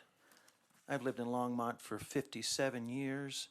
One of the things I like to tell people who are recent arrivals, which is pretty much anybody who's gotten here in the last 30 years, is one of the things I love about Longmont is how well governed we are. And that is the phrase I use. We are well governed, among many other beautiful things about Longmont. So because I so rarely appear in front of City Council, I wanted to take a moment to recognize you and thank you for your contribution to that legacy of good governance. The reason why I'm here is something really special is going on in Longmont. In the last 2 months, less than 2 months, an individual who you're going to hear from after me has stood up an entity known as Weight Pile on the Rockies. This is in the Big Five sporting goods store parking lot. And in all my time in Longmont, I have seen few people with as much initiative and drive and constructive attitude and generosity as this person. The reason I wanted to bring it to your attention is we're a nation of specialists, and it's fair to say that my expertise is narrow in the field of economics and finance and accounting. And so I'm trying to support this because I have seen in just 5 or 6 weeks extraordinary positivity in this, and I'm going to touch on that a little bit. But what I'm asking, and not just today, but my ask in general, is that if you come to appreciate it as I do, or even anywhere in the vicinity of how well I appreciate it, that you will support it in its current location. And I have made the assessment, a financial assessment, that its ultimate destination to be sustainable is to be on city property where the rent, which is substantial for it to be there now, won't be incurred, and the insurance cost will be less, and the cost of a portable toilet will either disappear or be less. This is a free. This is being stood up for free, and it exists because not only this man has given so much of his time, but people have given money, businesses and individuals have given equipment. This is a full gym with over 20 pieces of quality equipment. And so what the second piece that I wanted to mention is, you know, if you support it in its existing location, I think what I'm asking, and whenever I talk to people who are far more expert than I say, this is what I think I'm asking, and then I invite them to tell me what I should be asking. But what I think I'm asking you to do is to direct staff to review this situation, because we contacted members of Chris Crone and a couple of other members of the Park District, and they had a meeting about it. They got a hold of the understanding of it, but they directed us to talk to council, which makes perfect sense to me, because there's a limit to what staff should do before getting some guidance from council, which is really why that is my ask. I want to tell you, the return on investment of this property for whatever you may decide to do is extraordinary, because the hard work, and I like to say as a pun, the heavy lifting has been done. The equipment has not only been donated, but it's been positioned, and there are clientele. I put together a presentation, and I thought I was done. There were 110 likes on the Facebook page for this entity, the weight pile, and I was making changes to it less than a week later, and there were 183 Facebook likes. Another thing to consider about this is that we're not recycling this old equipment that people weren't using. We are reusing it, which is my favorite ecological thing to do. Recycling's good, but anytime you can take something that was out of service, put it back into service, you've really done something that's friendly to the environment. As I mentioned, we have three major expenses that the city would either have less of or none at all down the road. The small expenses that we have are for signage to let people know how to use it or when the hours are. We need just barriers to cordon it off. We don't really have that right now. And minor repairs to the equipment now and then. The padding might need to be replaced. The cabling might need to be replaced now and then. We did do a reconnaissance on one place, Roosevelt Park, because it's centrally located. Public transit can reach it. And we found on that property, just around the memorial building, we found 4 locations that we decided, with our limited expertise, were suitable. They already had appropriate surfaces. One of them's even already fenced in. And we have reviewed that specific thing. But any incidence of city property is going to really let this thing live. And the last thing I want to say about it is it could even wind up on one of those 10 things to do in Longmont for visitors who are coming by, passing by, because only 4 other cities in the United States have I found that have such a facility. And I would hope and love if you have questions for me. So thanks, Jeff. Penny King sent out some documentation that she wanted me to print up, so all the counselors have that. Penny. King Penny. Yes. He'll be with you in a moment to clarify that. I'm sorry. It's all right. Well, now I'm real curious. Took me a week to get it right. Sorry. So thank you for that, and thank you, King, wherever you are. Okay. No question? No. Okay. Yes, we have a question from Councilor McCoy. Thank you, Mr. Lindroth, and thank you, Mayor Peck. We talked earlier about this, and you came to coffee with council, and I'm happy to see you here tonight, and I'm interested in looking over this document that was sent out here, and interested in hearing from King Penny. So thank you again. You're welcome, and it should come as no surprise to you or anybody who knows me that I have spreadsheets and numbers to substantiate what would be entailed. Thank you. Great. Councilor Yarbrough. Thank you, Mayor. So I guess my question is, you're looking for a city location that is outdoors for this, for the weight pile on the Rockies. Is that correct? Or? That's the long-term goal that I am recommending because it's financially viable to be able to be free or near free. because the costs are so low. The variable costs are so low in that situation. The variable costs where we are now on private property is relatively high, not just because of the rent, but also because of the toileting necessity and the liability insurance that Penny has procured.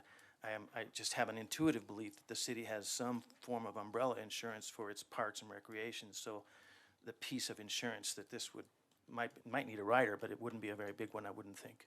And so the times of operation, say for instance, at Roosevelt Park would be 7:30 a.m. to 11, and then a.m., and then 3:30 p.m. to 7 p.m.?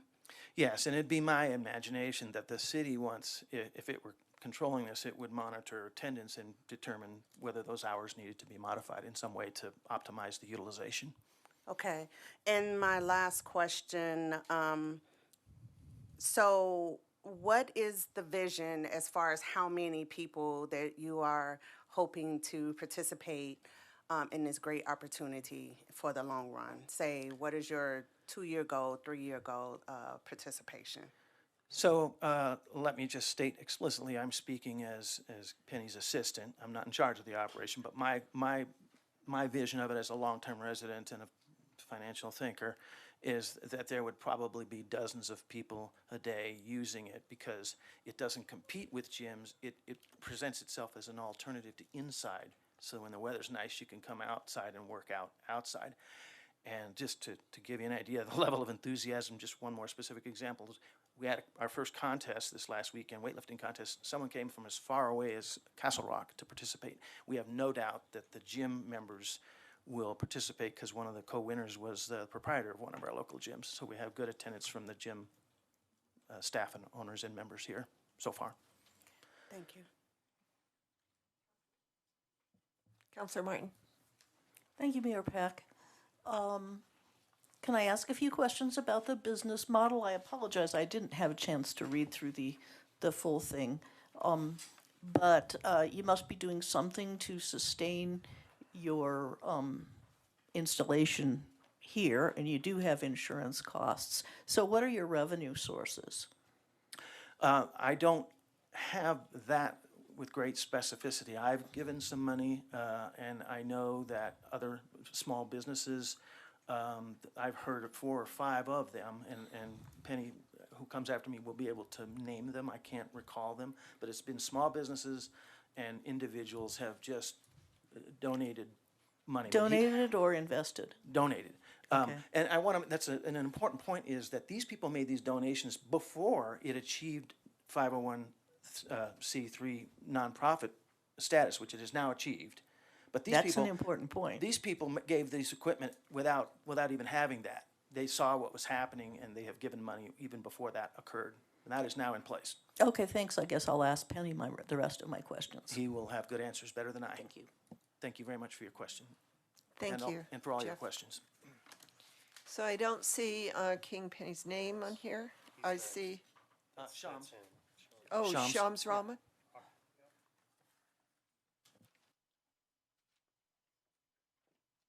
I am her. I mean, him, ma'am. Good, I'm so glad you made that mistake. It puts us on an even keel now. How you doing? My name is Shams Rockman. I live on 800 Emory Street. I am the, well, I sent Jeff over here to do the heavy lifting first. You know what I mean? I come through and clean up. I'm the curator of the Wade Pile of the Rockies. I just kind of tend to it and whatnot like that. It's a community space. Ms. Martin had asked who and the revenues and things like that. Comes from different sources. A lot of people off the contact list, people I've worked out with here in Longmont, contributed $50, $100 here. A lot of businesses. Got an RMA pumping company, District 303 Art of Hair, Liberty Auto Sales. Just to name a few. My old insurer, Shad Insurance Agency. It's out of Broomfield, though. I mean, a lot of people, they heard the idea. And you know what I mean? Outdoor gym. Let's have at it. You know, so that's pretty much it. I didn't really come with anything prepared to say. I sent you guys a like the mission statement, and I'm sure a lot of you, probably a couple of you, have gotten emails from some random guy.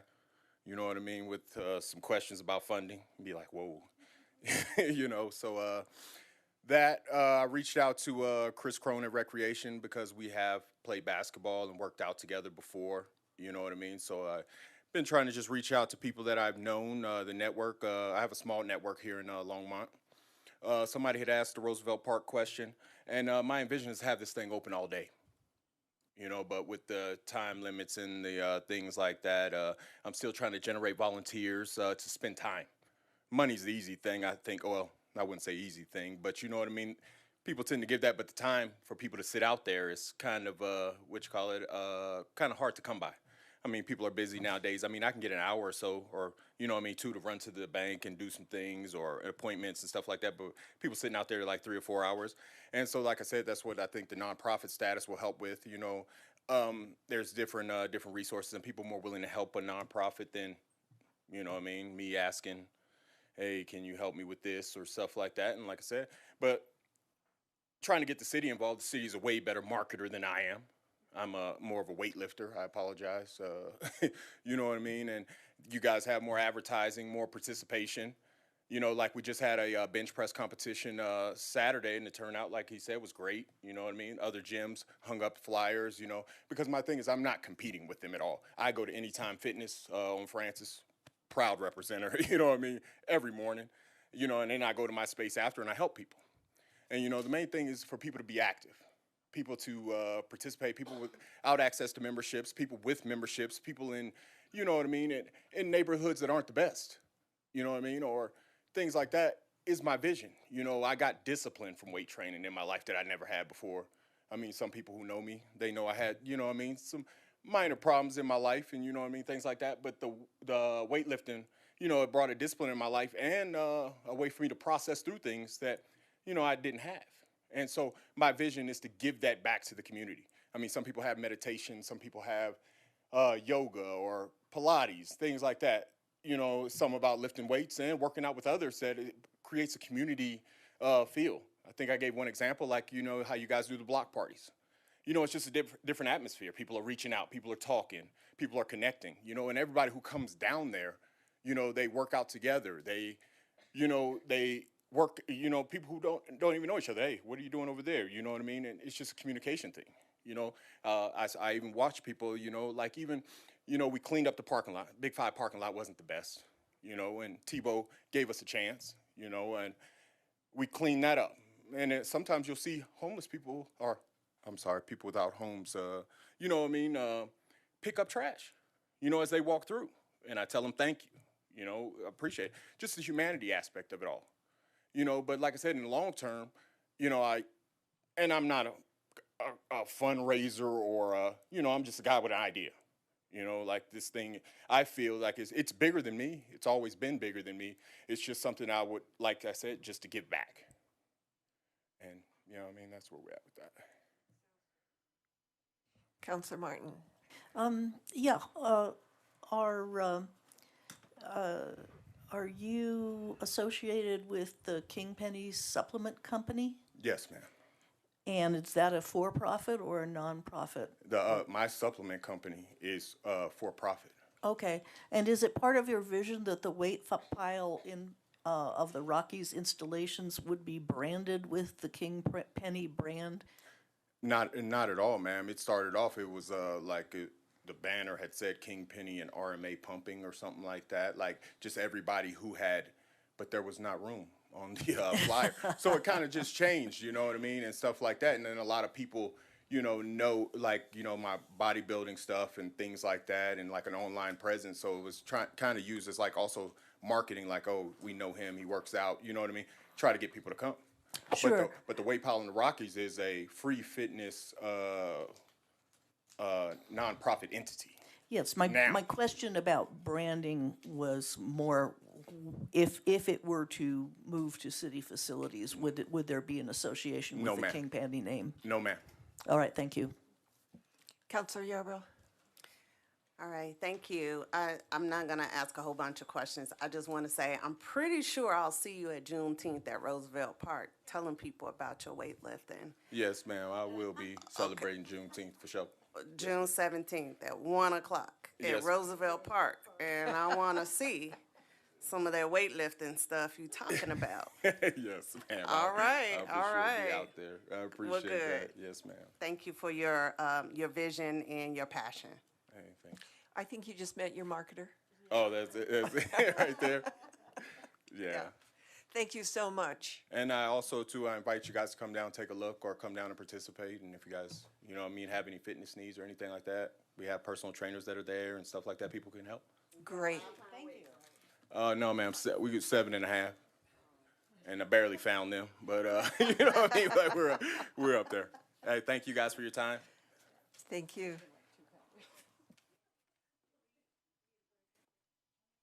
We're going to take a 5-minute break. We have, we've got about 13. So.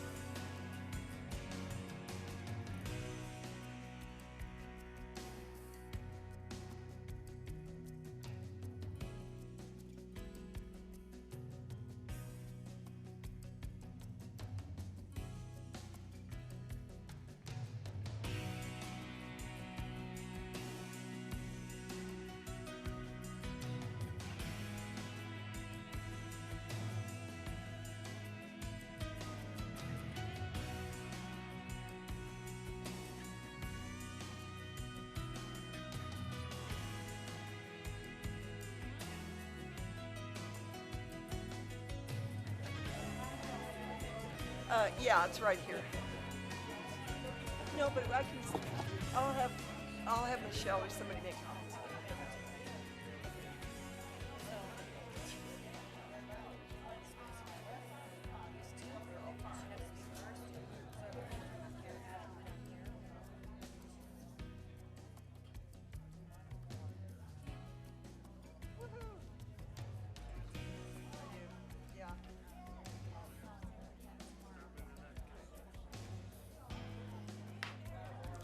I think we overdid our 5 minutes.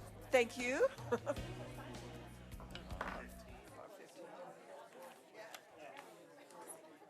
We have about 15 more people that are on the list, so if we can come back.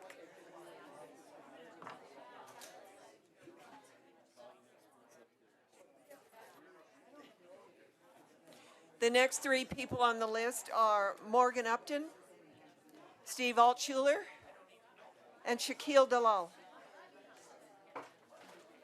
I'll say that one more time. Morgan, Steve, and Shaquille. You can take the 3 seats up here.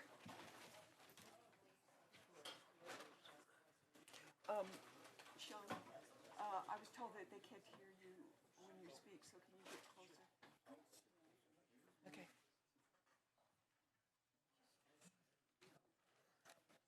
So Morgan is up first. Hi.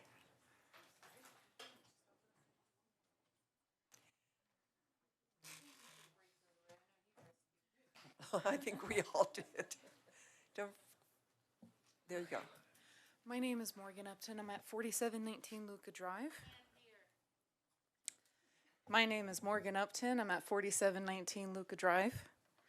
I'm going to be talking to you guys about the rec center wanting to be built off of Clover Basin and Grandview Meadow Drives. Yeah. So, I believe we should be standing out in the crowd, I think. You guys think that as well, of cities in Colorado, and be a striving force to look up to, because we are not the city we were back in 2008 whenever this was proposed or voted upon back in 2008. I understand. So wherever the rec center gets built, I'm interested in knowing how you will incorporate the commitment of the council's 100% renewable energy goal made in 2018, with the goal of that to be reached in 2030.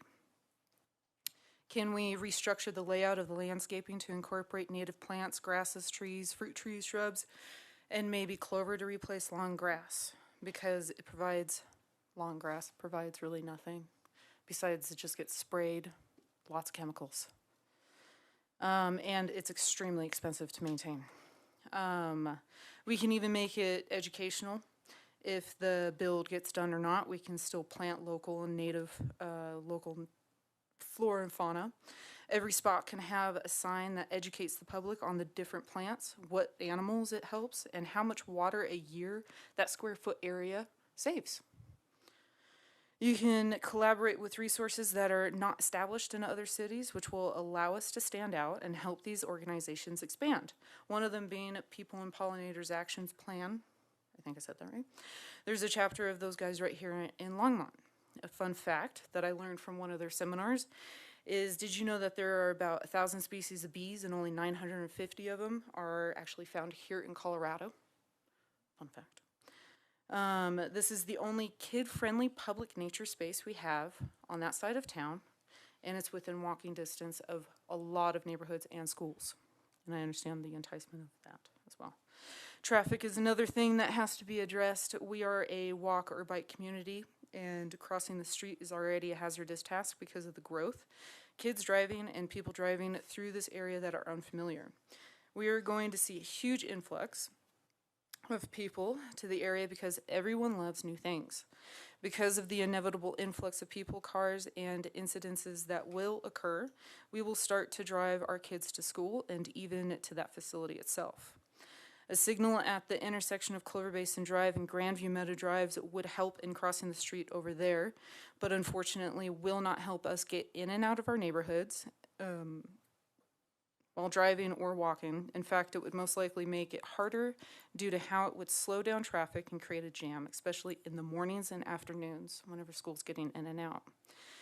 Bringing public facilities also brings an invitation to certain behavior in individuals.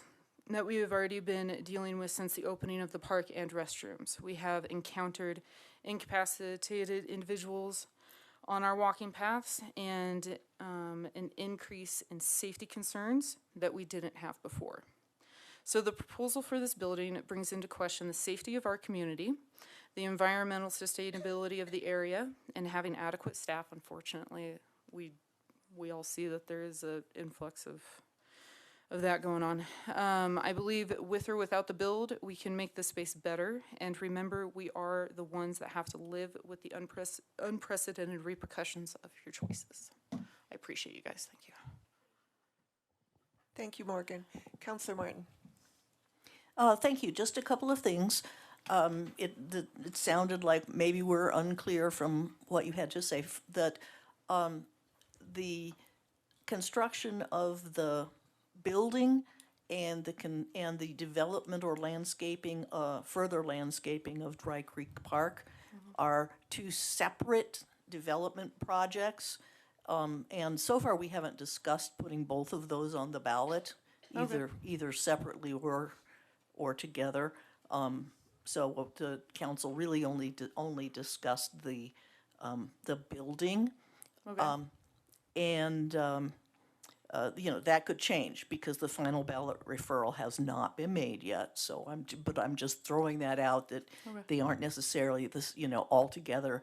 And there's been no discussion of turning the Dry Creek area into a Roosevelt Park, East Coast kind of park. It's almost all parks development now is done with native growth and sustainable development.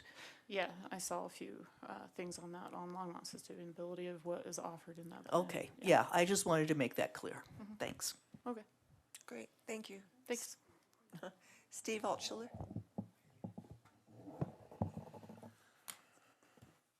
Steve Altschuler, and I'm glad to know I don't have to give my address anymore. Yes, you do. Taylor Drive. So I have a little extra time, so I'm just going to comment a little bit about that. I live in that area, and when I first bought 16 years ago, they were saying there was going to be a rec center. Part of me would love to have a rec center because I could walk there and go for a swim and work out and walk home. But I also realize it is going to increase traffic tremendously in that area, and sadly probably also increase crime in that area. So those are things that have to be thought about. As Morgan? As she was saying, as she was speaking, I was thinking about in Las Vegas, they have walkways over the streets. So maybe it'd be possible to consider putting in like walking bridges around the Clover and Grandview intersection area so the kids could go back and forth to the rec center more safely without having been driven back and forth. So that's just my thought on what she was saying. I wanted to talk about crime. Today in the paper, in the Greeley Tribune, there was an article with a man named Roman Gutierrez, who had had his 1999 Subaru Outback stolen from his Westminster home, and they also took his catalytic converter, which he found out when he got the car back. And the first article is Westminster. Vehicle thefts in Westminster have gone from 859 in 2020 to 1,259 in 2022, up 50% in 2 years. Last week, Westminster passed on first reading 4 ordinances to address increasing driving crime and car parts theft, and brought prosecution for several auto-related crimes in-house to the municipal court. Mayor Pro Tem David DeMott said the goal is to hold people accountable and to show Westminster is not the city to break the law in. In June of last year, June 27th, Aurora, there was an article where it said Aurora may now be the first city to punish car theft in municipal court with mandatory jail time. In Aurora, from 2020 to 2021, Aurora saw a 40% increase in car theft in 1 year. They now have a mandatory first-time offenders get 60 days, Repeat offenders get a minimum of 120 days in jail. This weekend, after sharing my wife's car for the past 6 months, I bought a new car. Being afraid that it would be stolen or keyed by a jealous person, I drove my 22-year-old truck tonight. With crime going up and people just destroying other people's property, I decided to be safe, and I would like to not have to think that about Longmont.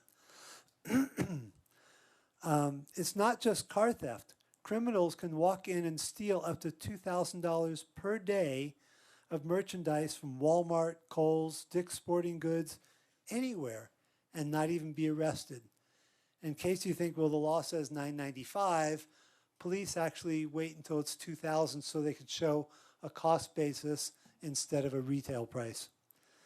In San Francisco is losing Nordstrom's, Walgreens, Neiman Marcus, Whole Foods, Home Depots, and more because they can't afford the millions in theft. So what I wanted to ask you tonight is to please take steps to protect Longmont citizens and businesses before shutdowns and job loss occur in Longmont. Plus, crime will lower Longmont's property values, and we do not want to become another San Francisco. If you have comments, I'm welcome to hear them, but mostly I wanted to make those statements. Councillor Martin. Yeah, I just would like to know what do you, in order to enforce, attain the level of law enforcement that you're advocating, what do you think the standing police force, public safety force in Longmont should be? Whatever it takes.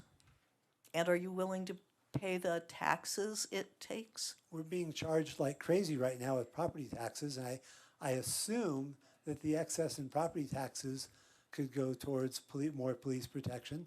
And my question would be, do we have more? I don't know the answer. Okay, do we have, that would have been a good thing to start with. No. I don't know the answer to what I'm about to ask. Okay.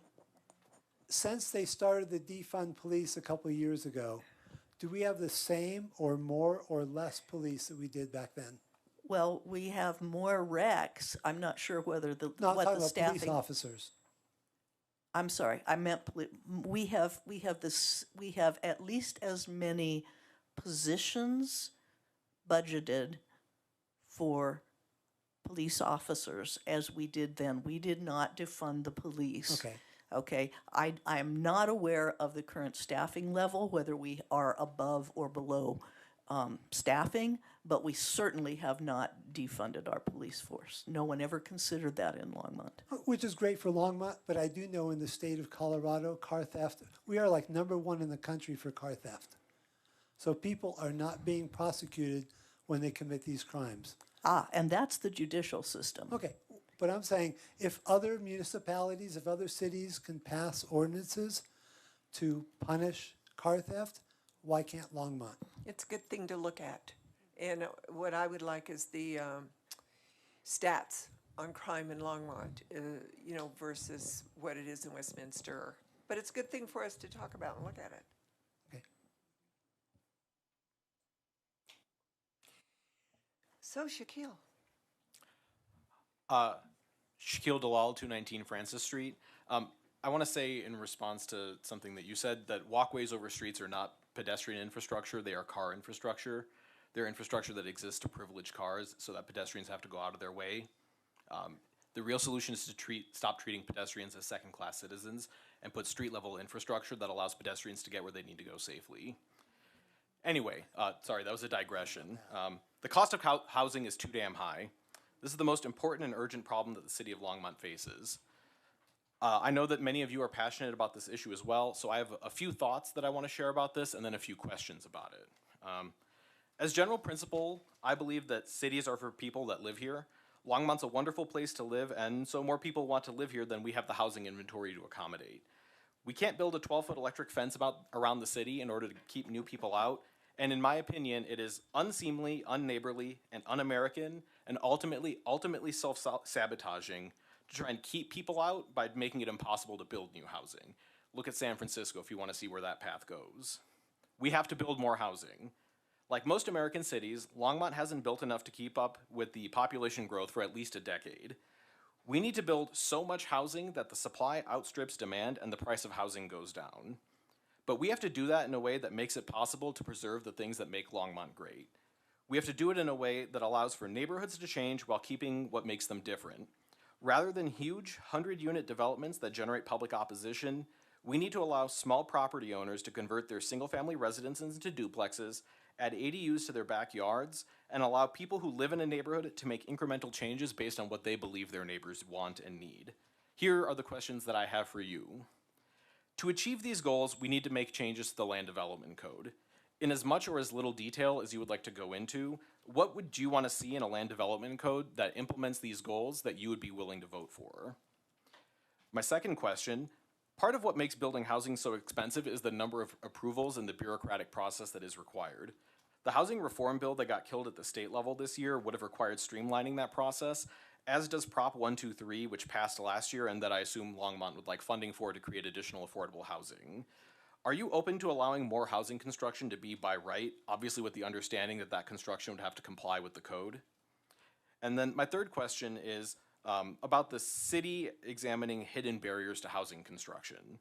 I don't know if this is the biggest barrier, this is just an example that I happen to know about, but it's fire trucks. I recently learned that Longmont requires streets to be 26 feet wide in order to be able to accommodate fire trucks with ladders if the building is going to be over 3 stories tall. For reference, lots of streets in Old Town where the housing demand is highest and where most of this housing would presumably be built doesn't meet that requirement.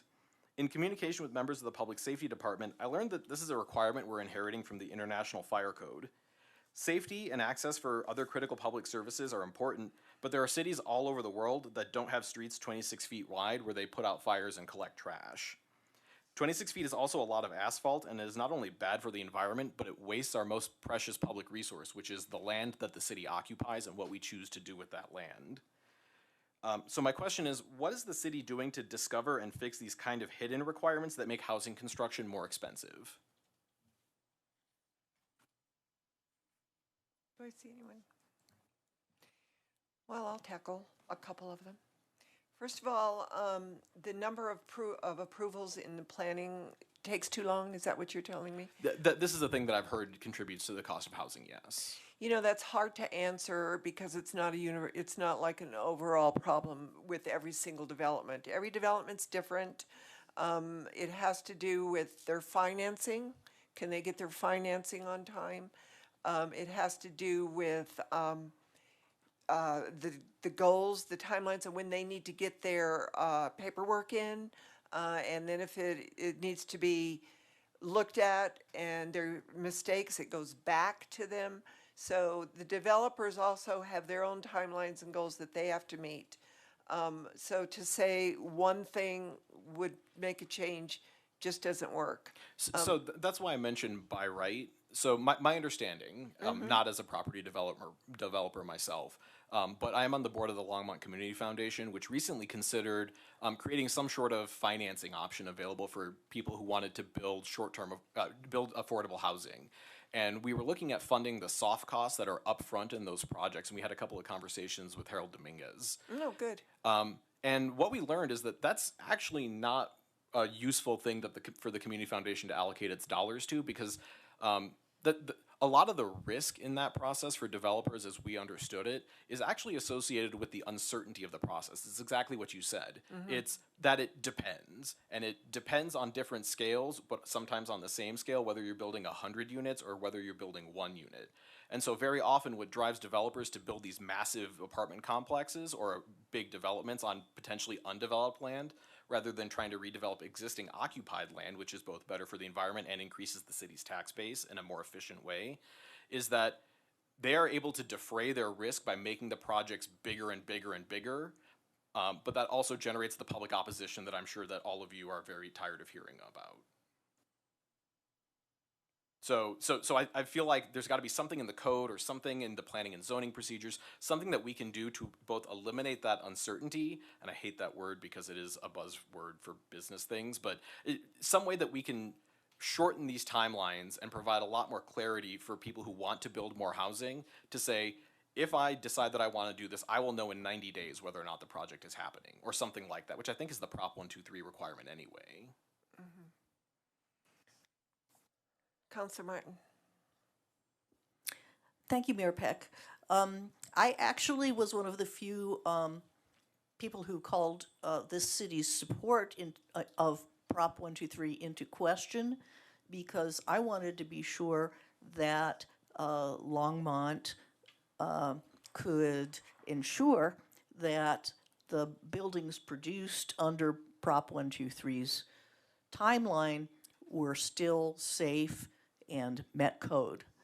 And the city staff told me that after some discussion of the matter, that the city the planning and zoning staff could ensure that the requirements were met, and that Longmont should therefore write a letter of support to the General Assembly in support of Prop 123. So I believe that the staff has a plan for doing that, and I think that we would really love to know when the public will see that plan and understand how the requirements of Prop 123 will be met, because we sure need the money. My understanding is that the city of Longmont's required to register a plan with the state by November 1st. Is that correct? Yes. Okay. And it would be good for the council to see it first. Yes, I would also like the opportunity to see it as a member of the public. Good, we'll take that under consideration. As far as changing the land development code, we've already made some changes, and it seems like we were making changes to that code quite often. And I don't know exactly what type of changes you would be referring to. We do allow ADUs. We do allow townhouses, condominiums to build 4 or 5 stories, depending upon what that development looks like. We have partnerships with the city, partners with developers. We have quite a few developments in the queue as far as developers wanting to develop in Longmont. It isn't a fast process. It just isn't. And again, there are so many variables in it that we'd have to take each development as it goes and explain what's going on with it, and they change. Even halfway through, sometimes they change. So it's really difficult to actually answer some of those questions in a forum like this, because it's such a huge question that you're asking. Certainly. So for example, on the ADU regulations, for example, it's true, Longmont does allow ADUs Yeah. so long as the HOA that home is in doesn't preempt the requirements so that you cannot have an ADU there. But there are other regulations, again, that make it difficult to build an ADU in Longmont, or financially infeasible, even in areas where it is technically allowed. So for example, you cannot build an ADU that is more than 50% of the square footage of the primary home. You can't build an ADU closer to the curb than the primary home. So for example, there's a house on a lot near my home where the house was literally built abutting the alley, and so there is like 70 feet of open space between the curb and that house. That house is not allowed to have an ADU, nor could they build an additional property on the front of that home and then designate the thing that used to be the primary home the ADU. And so the only option available to them would be to tear down the house, build a new house, but not an ADU, and then later apply for an ADU permit and then build an ADU. That seems like it's making the process harder to add inventory to the community that I think we need.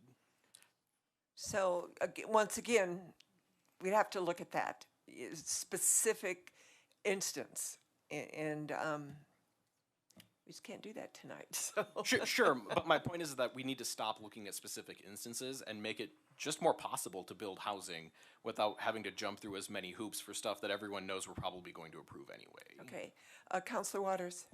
Thanks, Mayor Beck. Just, Shaquille, good questions. and your question about process and the time for permitting reminds me that and I'm gonna, this is for Harold or for Glenn, we did budget this year for an ombudsman, did we not? All right, in 2023. When I came, that's in the 2023 budget. We have one. So, 5 years, when I came on this council, one of the early discussions we had about the permitting process was the employment of an ombudsman. And for a variety of reasons, it didn't happen. A year or so later, we did actually contracted with a consultant to work with nonprofits that lacked sophistication in the whole permitting process to help them get through the process in a more timely way. And that became kind of an interesting R&D opportunity because the city learned a lot about how to take advantage of that and what it means for the various departments. And I'm not certain what we've learned since we are employing our own ombudsman, but it does suggest that would be a good update to get at some point in time on what we've learned and how it has accelerated the process. Because I know that's the intent, to reduce time, because every week, right, adds cost without necessarily adding value to the cost of a residence, and that's clearly not what the city wants to do. But that is an answerable question, not tonight. It is an answerable question, and I think we ought to get an update at some point. It would be useful for me if nobody else is interested, and I'm guessing some are. But good question. Thank you. Thank you. So the next people on our list are Lance Whitaker, Marianne Nihas, and Suzanne Reed.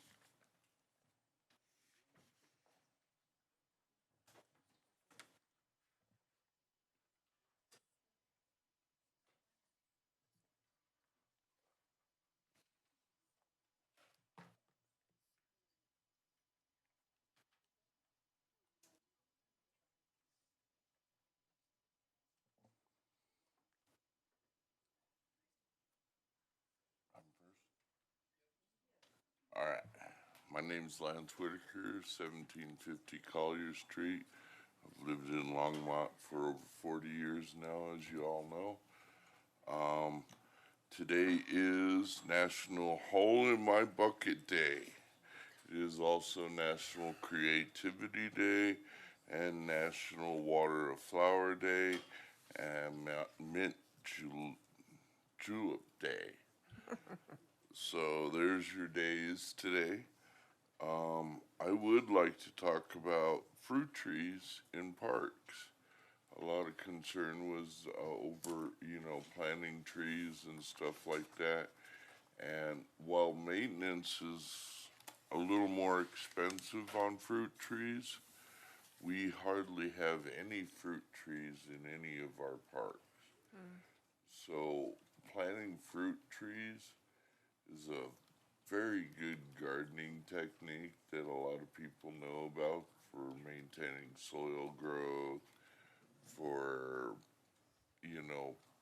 food, obviously, and a lot of times community awareness. So I would encourage fruit trees in parks. Thank you. Thank you, Mayor. And council, of course. Thank you, Lance. You're Marianne? welcome. Any questions? Oh, are there any questions for Lance? Any questions? He's dying for a question, I can tell, so. Come on, you all got plenty of questions. Okay, Lance, what kind of a fruit tree would you like us to plant? Cherry trees. All right, you got it. Because I make a beautiful cherry wine. I got 5 gallons of it in my house if you want to come by. No, thank you. On record, no, thank you. Needs to be bottled in July. Thank you, Mayor and Council. You're welcome. Marianne Niehaus. Is she here? Okay, I'm sorry about that. Suzanne? Hello. Hello. Thank you. I'm very appreciative of and grateful to be a citizen of the United States of America, where we do have inalienable rights to speech and privacy. And thank you, Mr. Waters. You were very good at explaining and reminding us of our constitutional rights to speak. And I'm going to exercise that. Unincorporated Boulder County, but what city are you with?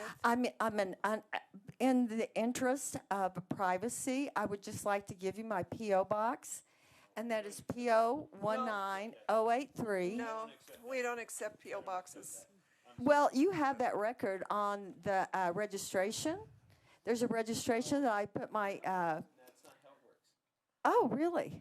Because I just thought Mr. Waters said that we do have a right to privacy. You know, we're going to take up that subject next week. He was speaking about our contributions to a political campaign. Yeah. So at this so forum, I don't have the right to speak. No, you have the right to speak, but we would like to know your address. I please. said my P.O. box is 19083. I'm not trying to get in a fight. I'm just trying to protect my privacy.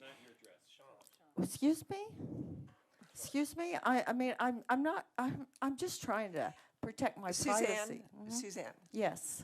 Would you mind when you are finished of giving your address to Michelle? It is on the registration, and I will be happy to give that. It is on the registration. My residential address is on the registration. What registration?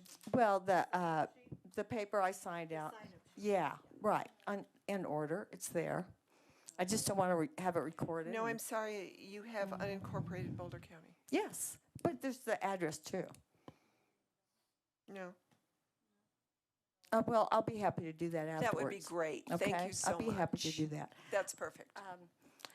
My reason for being here is smart meters. Okay. And my concern, I have lived in Boulder County for 40 years. I've lived in an area, it's unincorporated, and we have experienced a number of wildfires. And traditionally, we think of wildfires as being in the woods, but we know from December 21 that we had a huge fire in Louisville. And I know everybody here, whether we live in Louisville or not, we felt the pain of people losing their homes. My issue with the smart meters is the record of starting on fire and exploding. And this has occurred so many times that hundreds and thousands of smart meters have been recalled in 4 states, and that's Arizona, Florida, Oregon, and Pennsylvania. They've been recalled because they have caused fatalities and serious injuries. And that is my primary concern. I was horrified to learn that if a smart meter starts on fire, explodes, most of us would grab, like if we were outside near it, we'd grab a garden hose. We'd squirt it with water. But the unfortunate technology, when you use water and a garden hose, you can be electrocuted. And that's horrifying for anybody because it could happen to anybody just out of a reflex action. And the reason, so that is my sole purpose of being here, is just to bring to awareness. I don't want to use more than my 5 minutes, and I don't know how far I've gotten, but in closing, I'd like to say that I do support the passing of the resolution by the city of Longmont to halt the smart meter rollout until it can be shown that this technology is safe to be attached to our residences. And I thank you very much for this opportunity. Thank you, and I'm sorry about the. It's okay. I'll be happy to provide it. That would be great. Yes. Thank you so much. Oh, Councilor Waters, Martin. I missed it. Excuse me, ma'am. Suzanne, Councilor Martin would like to comment. Who is your electricity provider? Excel. Ah, Do they have smart meters now? They are installing them all over the county. Okay. They're installing them in Louisville. They're installing them in Boulder. They're installing them, and so they are widely installed. And I just don't understand why it's an issue to really do research on a meter that is going to be attached to our homes.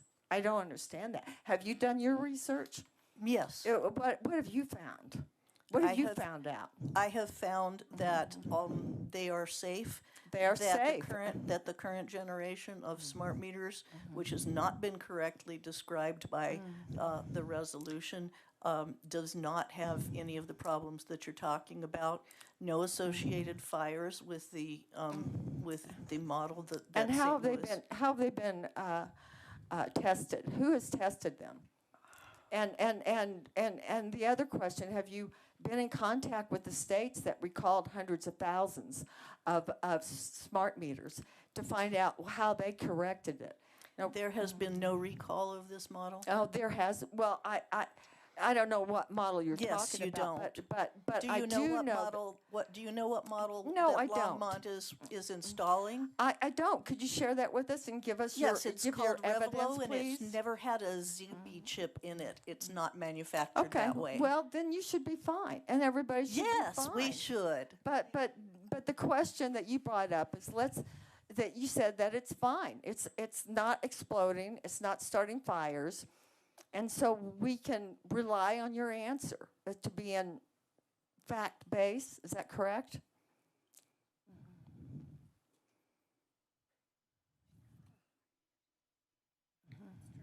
Is that correct? I am a very fact-based person. I didn't make any of that up.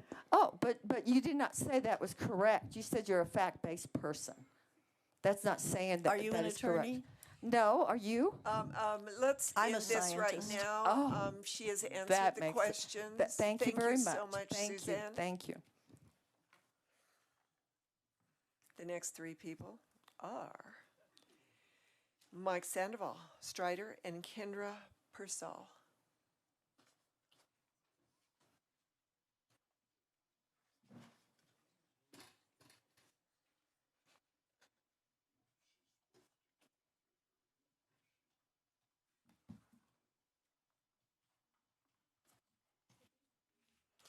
So Mike, you're our first.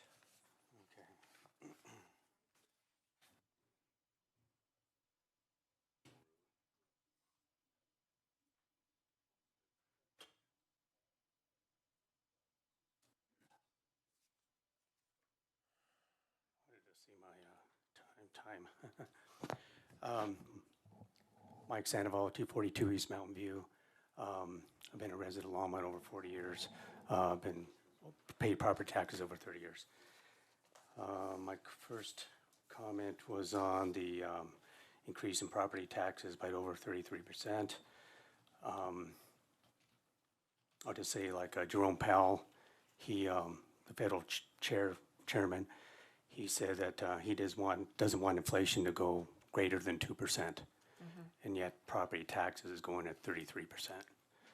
So I'm like, why isn't the government communicating with each other or following the rules?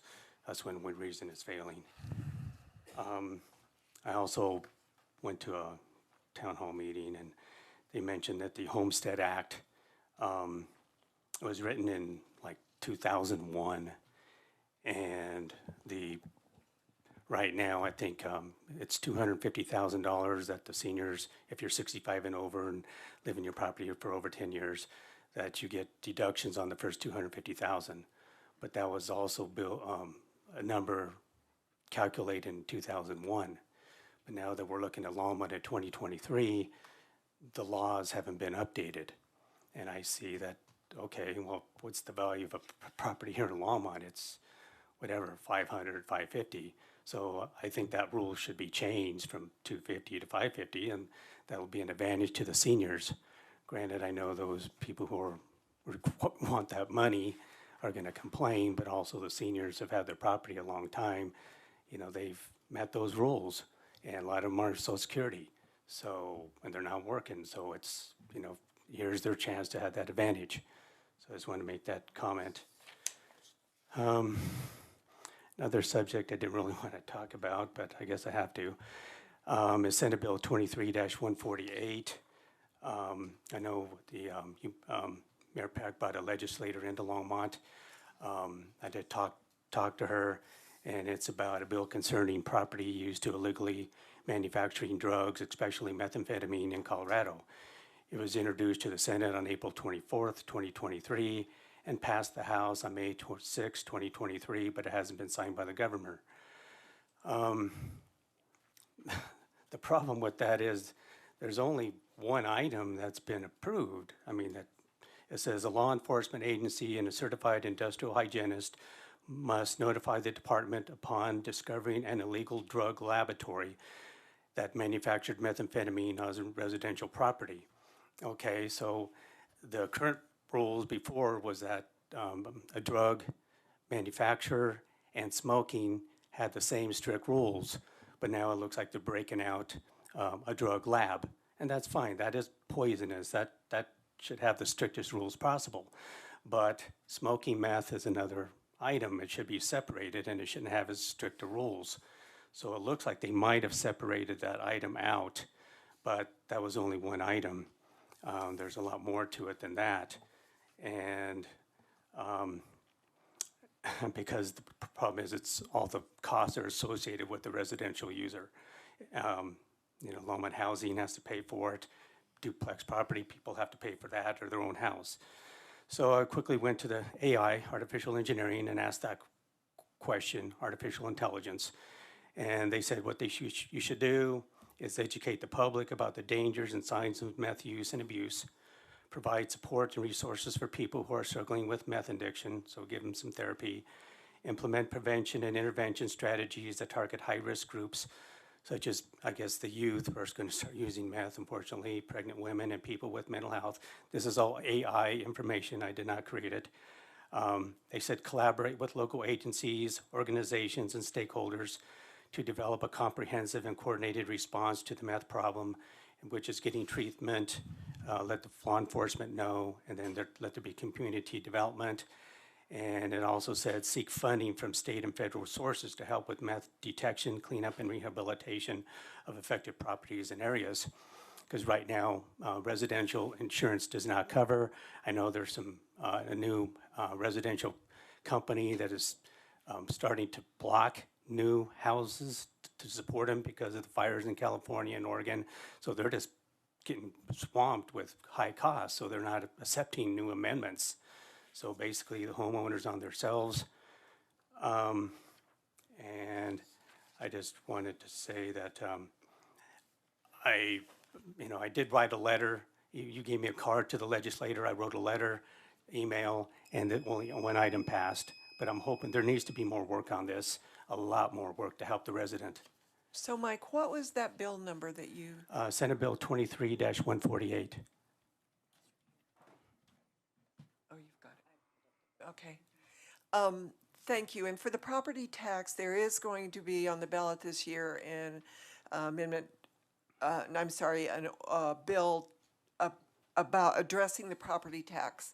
I don't know the number of it. It's called the HH bill. And I haven't read it completely, but I suggest you read that bill. It's not perfect, but it is a help for everybody in the state on the property taxes. That's all I can say about it, because I know that the legislators are working on that. It's frustrating because it is our legislation that did away with our protection on property tax, and now we're trying to correct it. So pay attention in November. And does anybody know what that bill number is? Yes, it is SB 22-148. 148. The one he was referring to. No, I'm talking about the new property tax bill that is called HH. Oh, they don't, okay. HH, they don't have a bill number for it. Okay. So hopefully that will work. I also think it never hurts to contact your county treasurer, assessor. Okay. and appeal it. At this point, I think that that's all the tools that we have to deal with it. But I agree, it's too much. It's killing us. Councilor Martin. Thank you, Mayor Peck. I should add that we have now 9 days to appeal to the county assessor. Thank you for that, Marcia. Okay, thank you very much, Mike. Strider, what do you have for us tonight?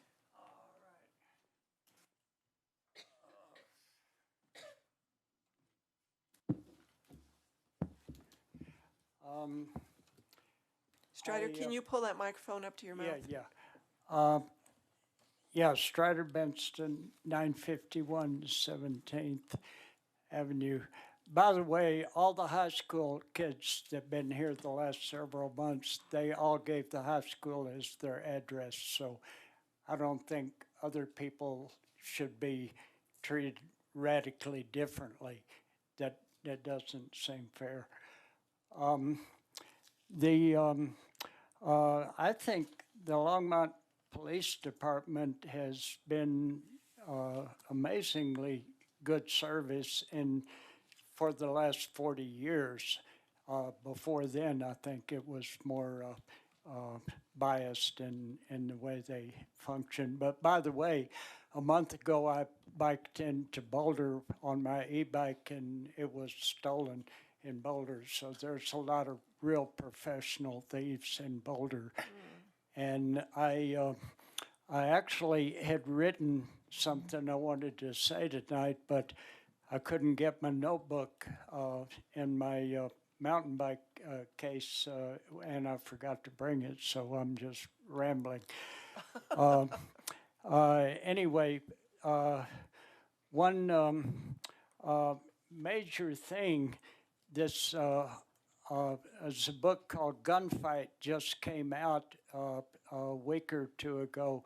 Ryan Busey, he was a major salesman in the gun industry, sold Kimber guns, Kimber rifles, lives in Kalispell, Montana, and he writes about his own story about being a gun promoter and then seeing how the culture was falling apart and being destroyed by the gun industry, and became an advocate of saving our society from the gun industry.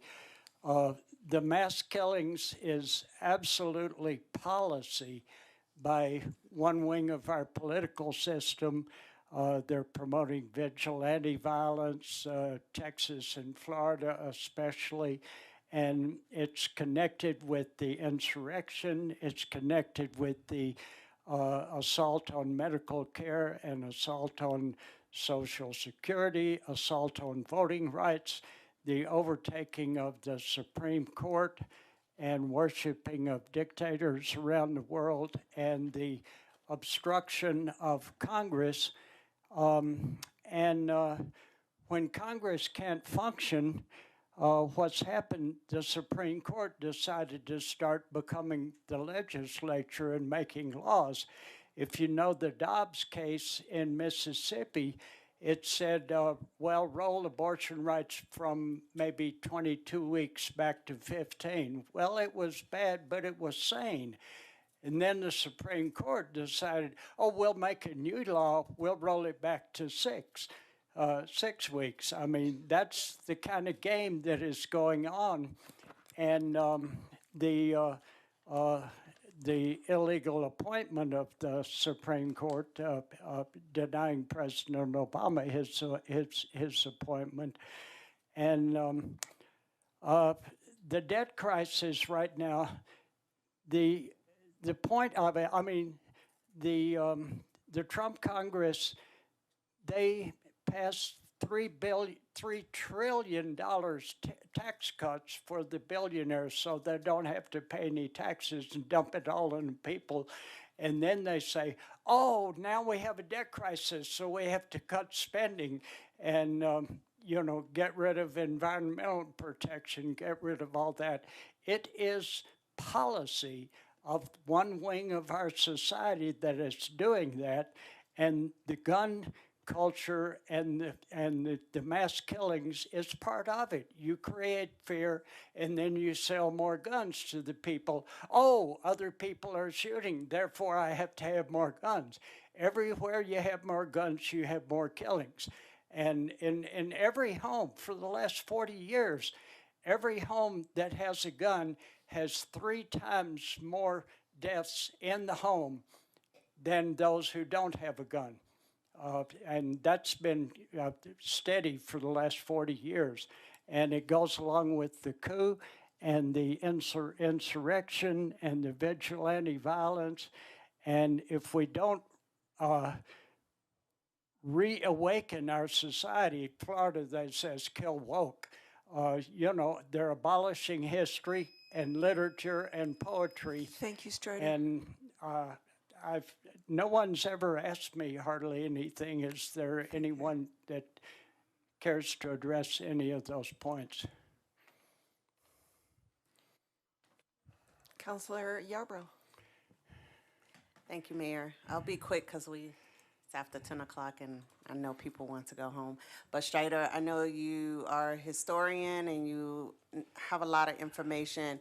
Throughout the years of living in the city of Longmont, what is your take on, I would like to know, what is your take on crime? And when you sit here throughout the night and you hear about the smart meters, you've seen a lot within the city and in our world. So I know you didn't ask about smart meters, but I would love to hear you. I've never heard you say anything about smart meters, but I also want to know your opinion about the crime in the city of Longmont. On the smart meters, I'm learning from both sides, and I see corrections about what people are stating, and I don't want to make formal comments on things that I don't have a high level of understanding. But on the crime, you know of the 2 Mexican kids that were killed in about 1980, and since then, Longmont Police has really, I think, functioned well. But there was a pretty big crime wave in the early 2000s, up until they passed the marijuana legalization, and then the tagging went down, the crime went down, and you know, if you don't have an abolition game going on like the alcohol back in the 30s, Chicago, the gang wars and all that kind of stuff, it's really gone down and noticeably. The tagging and the vandalism and stuff. There may be other crimes that are stable or gone up, but a lot of that has really gone down. And I notice and I appreciate that. And I think the fact that we have a viable and functional city council is part of that. People can address their grievances.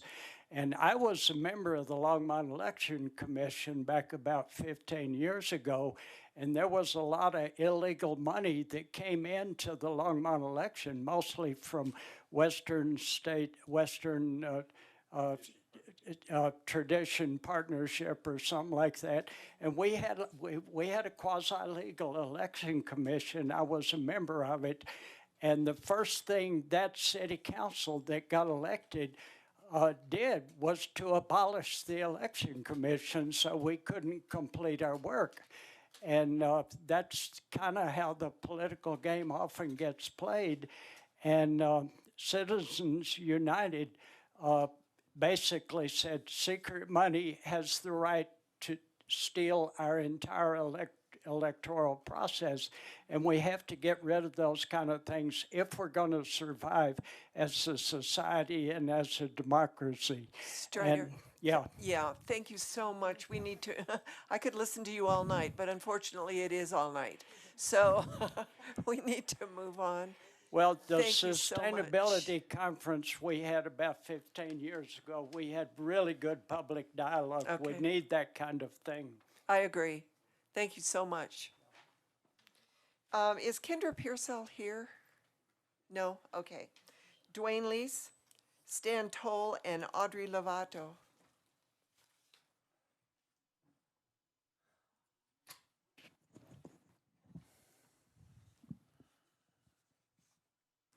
My name is You're My good. name is Dwayne Lease, and I live at 2686 Pearl Howlett Road, Longmont, Colorado. I wanted to come down and address the city council about having actual addresses on contributions. I think it's critical, it's important, it's a first step. And just what Strider was talking about, the amount of inequity in our financial system is causing an imbalance in the entire society. And what you have is you have money that is starting to affect, and it is already, it is affecting our political system. This creates a positive feedback loop. A positive feedback loop, to describe it for this particular process. Money elects people, and you say, well, no, they don't. It's just speech. But if I can put my advertisements on TV and on radio and in print, and I can say it over and over and over and over and over and over, that's propaganda. And it works. It works. So now they get their people into office because they have enough money. It's not even an overhead for them. People who are making $1 billion a year. Our political process, the whole campaigns are maybe at this point $2 or $3 billion total. They can spend enough money to influence the elections. Then, once they control the political system, they can then aggrandize their own monetary situation so that they can make more money. And so what you have is you have a positive feedback loop. Now, one of the very first ICs that were the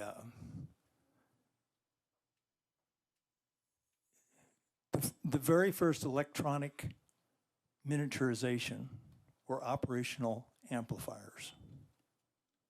And one of the big problems that they had was they kept blowing up. And it was because it was a positive feedback loop. You'd put a signal in, and it would start to grow, and it would just continue to grow. So the way that they fixed these problems, and we probably have 50 operational amplifiers in this room right now, at least, maybe more. What they did is they put a negative feedback loop into it, which then kept it from running away, racing off into infinity. What we have right now is we have a positive feedback loop that's being demonstrated by money in our political system. Now, having actual physical addresses is a first step. And then I personally believe that you shouldn't have LLCs being able to contribute. It should be actual people, because the people are the government. At least that's what the premise is in our country. People, not artificial structures that have been put together legally. So we have to get back to basics. And it's not going to be easy. And it's going to be tough. And we're going to have to talk hard language to people and have them understand what's going on.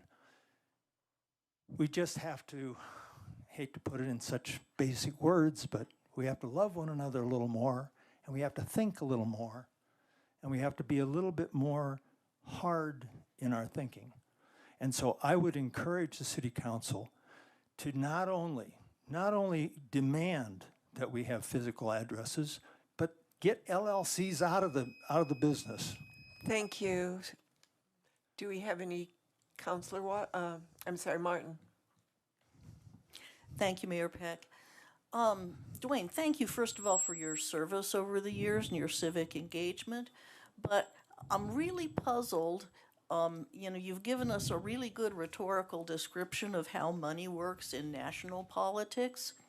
But under Longmont's existing election rules, campaign donation, I would like you to explain step by step how it would be that one individual could make more than one contribution to a specific candidate in excess of $260. Well, let's say I have an LLC, which I do have. I have a couple of them. And I could actually have an LLC that sits on the board of another LLC. I can contribute as myself, and I can contribute from my LLCs. Yes, very good. Now, how does disallowing post office boxes make that any safer? Well, the idea is this, and if you heard what I had to say, Oh, I heard it. I said it's a good start. But that's not what I'm asking, because it isn't a start. It's No. You were bringing up the point that how does a PO box fix it? Yes, It doesn't necessarily fix the entire problem, but it's moving in the right direction. What does it fix? It fixes a thing that you can say without having, as an example, I'm sure that you can go to a business and you can say, I want a PO box. You can get the PO box. But you have the name of the business. The LLC. Yeah. The LLC can have another LLC on its board, and so you might not even know who's actually bringing the money in. Yes, but there has to be an LLC for each contribution. What does that have to do with PO boxes? Well, I'll tell you, I got at least 5 contributions from LLC, and at least 2 other council members also did in the last full election, but all of them gave street addresses, at least all of mine did. So what does the P.O. box have to do with Well, it? just a second now, if they just gave you a P.O. box and they didn't give you the street address, why did you get the street address? Doesn't that street address give you more information? That's what I'm saying, Dwayne, is that none of the LLCs who made contributions to me used a P.O. box. Bravo. Well, so I'm asking you. So why not just say you can't have P.O. What? boxes? I will tell you why. Would you like my personal story? And let's understand. Joan, no. Yeah. No. Okay, listen to me. I think maybe we need to take this conversation offline. I have a personal story to tell. My daughter is leaving an abusive marriage. She was trapped with a man who became her abuser during the pandemic and couldn't move away. She is a very well-educated person, and she makes $165,000 a year. But because she has a restraining order, her physical address is not in the voter registration database that is a matter of public record. And therefore, without putting her address in the public record, you have deprived her of being able to contribute to her own mother's campaign for re-election. Do you think that that is just? I think that's a rather... Does a corner case have anything to do with whether it's just or not? Say that again? I think you were getting ready to say it was a corner case. It was a rare thing. But the rarity of the case, and by the way, domestic abuse is not rare. If that's what you're going to say, it doesn't make any difference about the justice of the matter. But if she gives her identity That's the important thing. Exactly. But the point is that you also can have LLCs that are contributing, and those LLCs can hide who is actually making the contributions. But they can do that whether or not they have a post office box in their address. That's what I said before. As I No. said, I think it's a good start. But it doesn't make It's a any good difference well, one then way why or don't, the other. why don't we just say You that both if have you have an made great- LLC, you can't contribute. You You both have to made contribute. great comments. Yeah, We and I agree. need to take this, we do Offline. not need to take this to 11 o'clock. So you both made great Thank you very much. points. I and heard you. I heard you. Okay. Thank you, Dwayne. Yeah. Thank you. Oh, and by the way, thank all of you for spending all the time that you spend doing what you're doing here at City Council. I personally applaud and appreciate it. Thank you. Stan Toll. Oh, no, I've already got Audrey. Hi. I don't see him. Oh, okay. My name is Audrey Lovato. I reside at 930 Button Rock Drive. I'm here on behalf of the Rock Pile on the Rockies. I co-own District 303 Art of Hair, which is located here in Longmont, Colorado, and we were one of the first donors to the rock pile, to the weight pile, sorry. So when we were brought the idea, we thought it was an amazing idea. A lot of us in there work out, and so we thought, hey, this is like a new way to gym, you know? And so we found that it was new and creative for the city. You know, downtown is known as the creative district, so this supports and adds to Longmont's creativity. We are also known for our outdoor activities and living, and so this is just another way, another way to work out. It'd be great to get the youth curious with it and involved, support positive activity outdoors. And we all know our youth could use more outdoors activities. There's always someone on staff to overlook the workouts and help and support where is needed.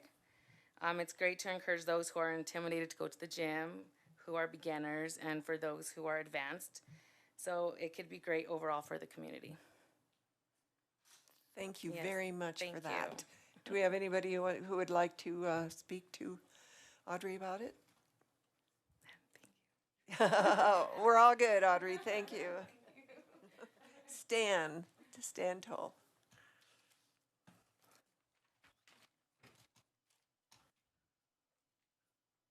Stan Toll. I'm about 2001 Terry Street here in Longmont. I tried to put together something here, but it's all kind of confusing. And basically, what I'm concerned about is the housing situation and what's not being done for it, particularly the people that are have wound up in the homeless situation, and then there's people who have been who found housing, and then the city has basically gone to war with them and removed these people from our community, even though a lot of times they're long-term residents. I guess partially what I'm complaining about is the criminalization that the city has undergone towards the people who are finding themselves without housing. And one of the things I put down as a note is that we've had some recent court rulings, particularly in Boulder and around Fort Collins, that the city really needs to be in compliance with. Otherwise, the city is actually engaging in what the courts have deemed criminal behavior. People that are seeking shelter in vehicles, people that are seeking shelter in tents, and people seeking shelter in just finding a place where they can cover themselves and sleep. The courts have ruled that if you don't have somewhere for these people to go legally. You can't make them illegal. And there's other things the city has gotten creative and declaring that if people don't have a set address, that they are no longer residents of the community, even though they may be here 20, 30 years. That is also something that seems to violate parts of our Constitution.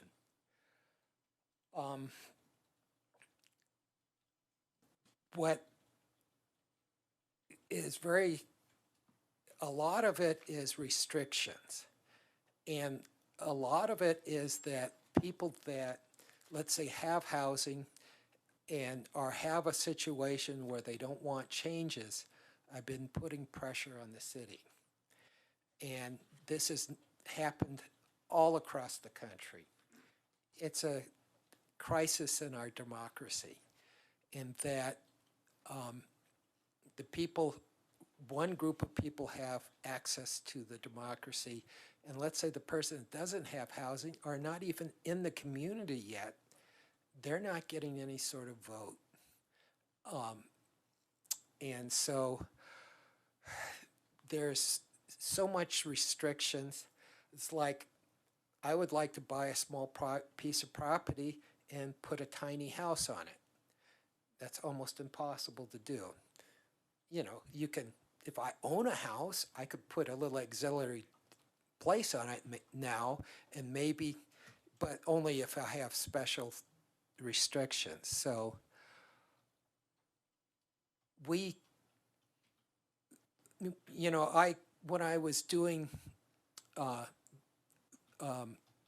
working for a candidate, going door to door, I met a long time resident. And she told me the story of how her family came to Longmont. They were very poor, and they actually went where the railroad had piled the dirt on, and they actually dug into that, and their family moved into a dugout.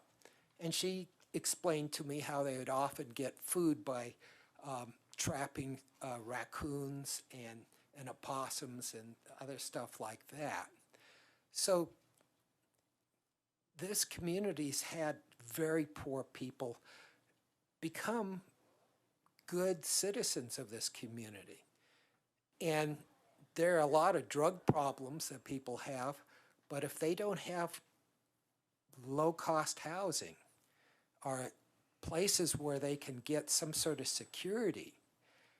You know, I had a person that I worked for that passed away because of this. Thank you, Stan. You made some great comments, and we're well aware of them. Councilor Martin. Stan? Yes. Just 1 minute, Councilor Martin would like to comment. Yes, and I am for a lot of things, including more affordable housing and for considering people who don't have permanent address, still residents of Longmont, that you know, from the time I spent as an election judge, I learned that those people are considered residents of the municipality that they identify with. And so, you know, they're allowed to register to vote. And so what I didn't understand about the points you were making was that in what way are those people with no address now considered not residents of Longmont? Oh, they're being denied certain services at different places in the community. Such as? The Our Center. And Our Center says that they're being put under pressure from the city. Oh, really? Yes. No, I have to say that is not true. The Our Center, you have to realize these are all nonprofits, that the city does not own them, that we're not on their boards, we don't give direction. There are nonprofit businesses that are completely separate from the city. We will donate to them and support their efforts, but they get to make their own rules. So we don't get involved with their rulemaking. I think I had the floor. You did? and I joined you. Do you know, Mr. Toll, whether the reason that our center is not accepting people with no addresses is because they are only serving people that are enrolled in homeless services, enrolled with homeless services of Boulder County? Well, what happens if you sign up for that, you're declared a non-resident of Longmont. You're declared a resident of the Boulder County shelter. No. You know, and then you're asked to leave the community. So, I mean, I'm going to interrupt here. We do have a Boy, it'd staff be that great to works be on mayor. this. Yeah, it is great. We do have staff that actually works on this, and I think that you should talk one-on-one with them. And I do have your address here. So we can set you up with someone who can explain all of this, because I think you have a lot of things incorrect. Yeah, I can give you a mailing address. It's 1067 Hover, Suite E, number 2036. And that's in Longmont, 80501. And Suite E? Suite E, 2036. Thank you. You know what? I'll email you, and we can set up some time when someone. Okay, that's. I mean, I will. The email is Stanley R. Toll, STANLEY R TOLLE, no spaces, because I didn't know about dots when I got that email. At what? Yahoo.com. All right. I will email you and set you up with someone who can explain all this. Okay. Well, thank you very much. And thank you, Mr. Toll. I think you have a point. Okay, moving right along. Warren Wang and Marley Lurch and Anna Soto.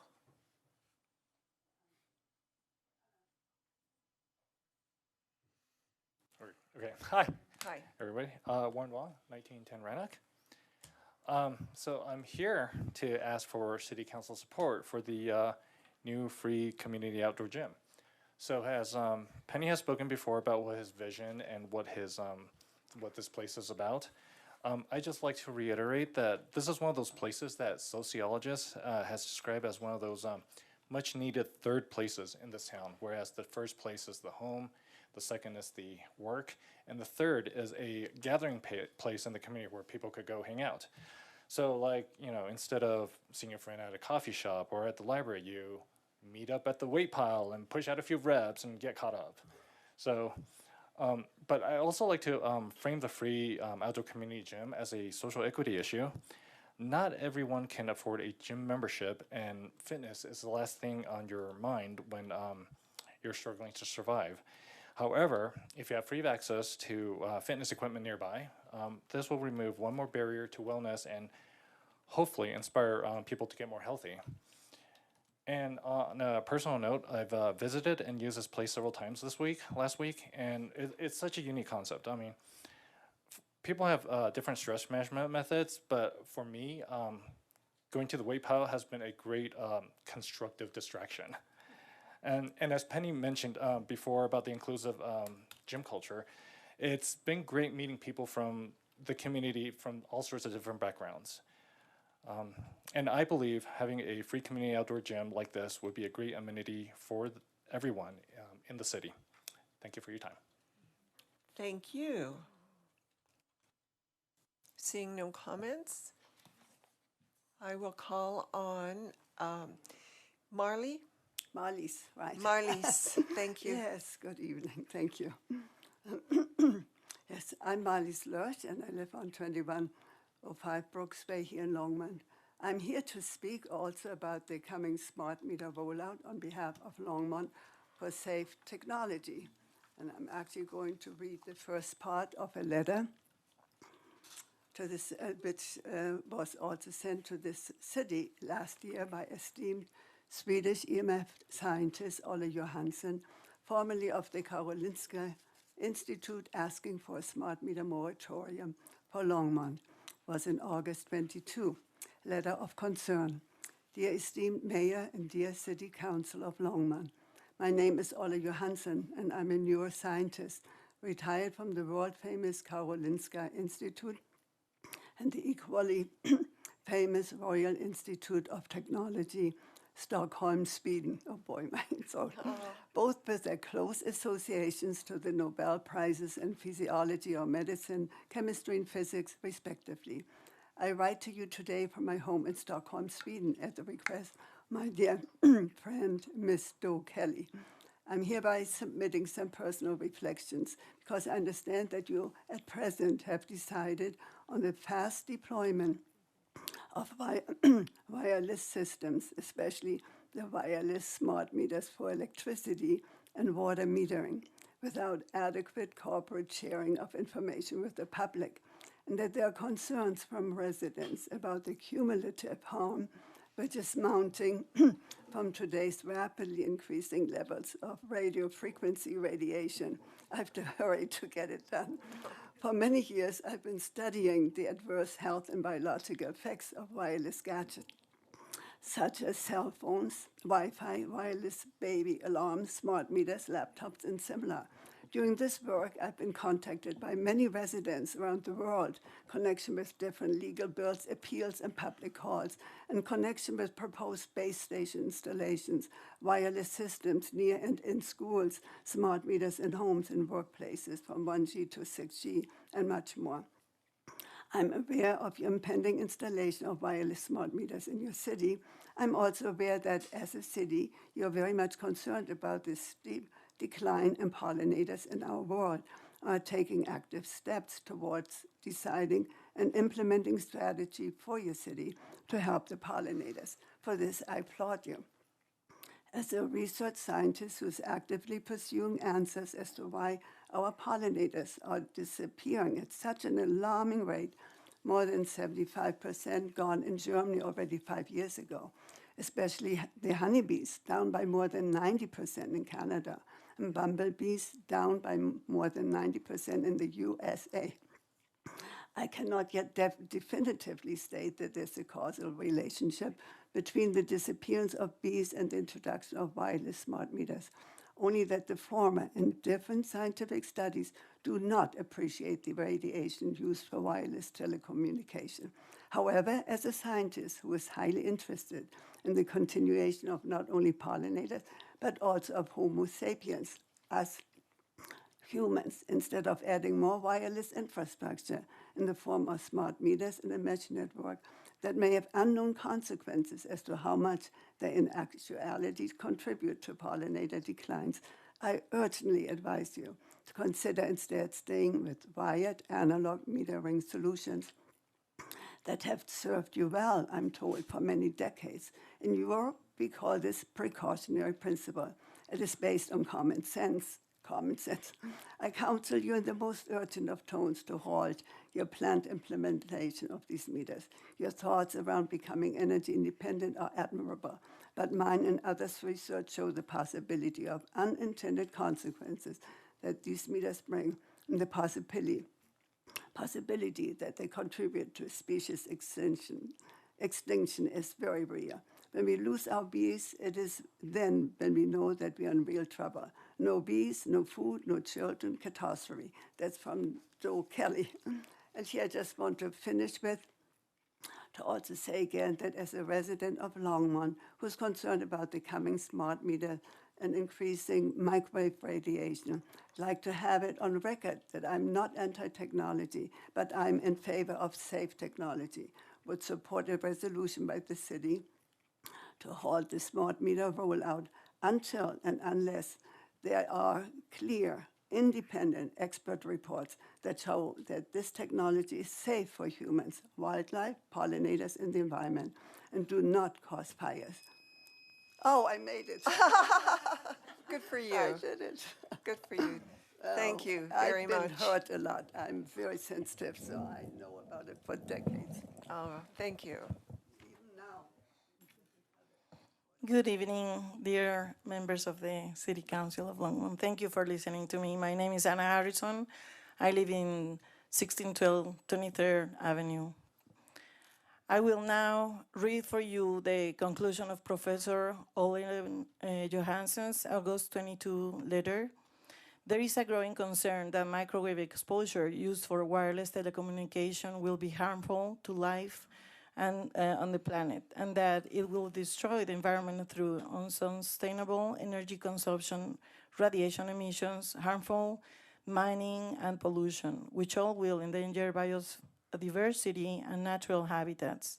It will threaten our privacy, which in turn will increase the risk of cybercrime, data leak, theft, resale, and misuse of artificial intelligence. In short, it is becoming more and more evident that we must take action to protect life, environment, and our data via strict recommendations, effective self-protection requirements, and consecutive measures for humans and wildlife, and firm regulations of electromagnetic field, EMF, radiation sources, and their exposures of the general public and of the wildlife. Wireless communication is now being implemented in our daily life in a very fast way. At the same time, it is becoming more and more obvious that exposure to electromagnetic fields may result in highly unwanted health effects. This has been demonstrated in a very large number of studies and includes cellular DNA damage, which may lead to the initiation of cancer as well as mutation that carry down even in generations.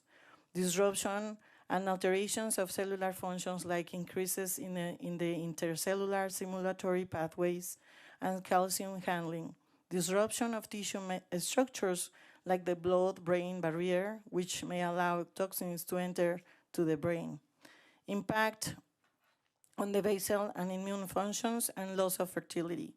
It should be noted that we are not the only species in jeopardy. Practically all animals, plants, and bacteria may be at stake. For the latter, Taheri et al. 2017 have demonstrated that the exposure to 900 MHz GSM mobile phone radiation and 2.4 GHz radio frequency radiation emitted from common Wi-Fi routers made Listeria, monocytogenes, and E. coli resistant to different antibiotics. To say this finding is scary is a classical English understatement. Because the effects are reproductively observed and links to pathology cannot be excluded, the precautionary principles should be enforced in the implementation of this new technology within the society. Therefore, policymakers immediately should strictly control exposure by defining biologically based maximal exposure guidelines, also taking into account long-term non-thermal effects and including especially vulnerable groups such as the elderly, the ill, the genetically and/or immunologically challenged, children and fetuses, persons with a functional impairment, electrohypersensitivity, which in Sweden, by the way, is a fully recognized functional impairment and therefore receives an annual government disability subsidy. So, in essence, science is providing even more convincing evidence that the radiation emitted by our wireless telecommunication systems can affect biological systems, including humans, pets, livestock, and wildlife. These biological effects are acting even at very low exposure levels.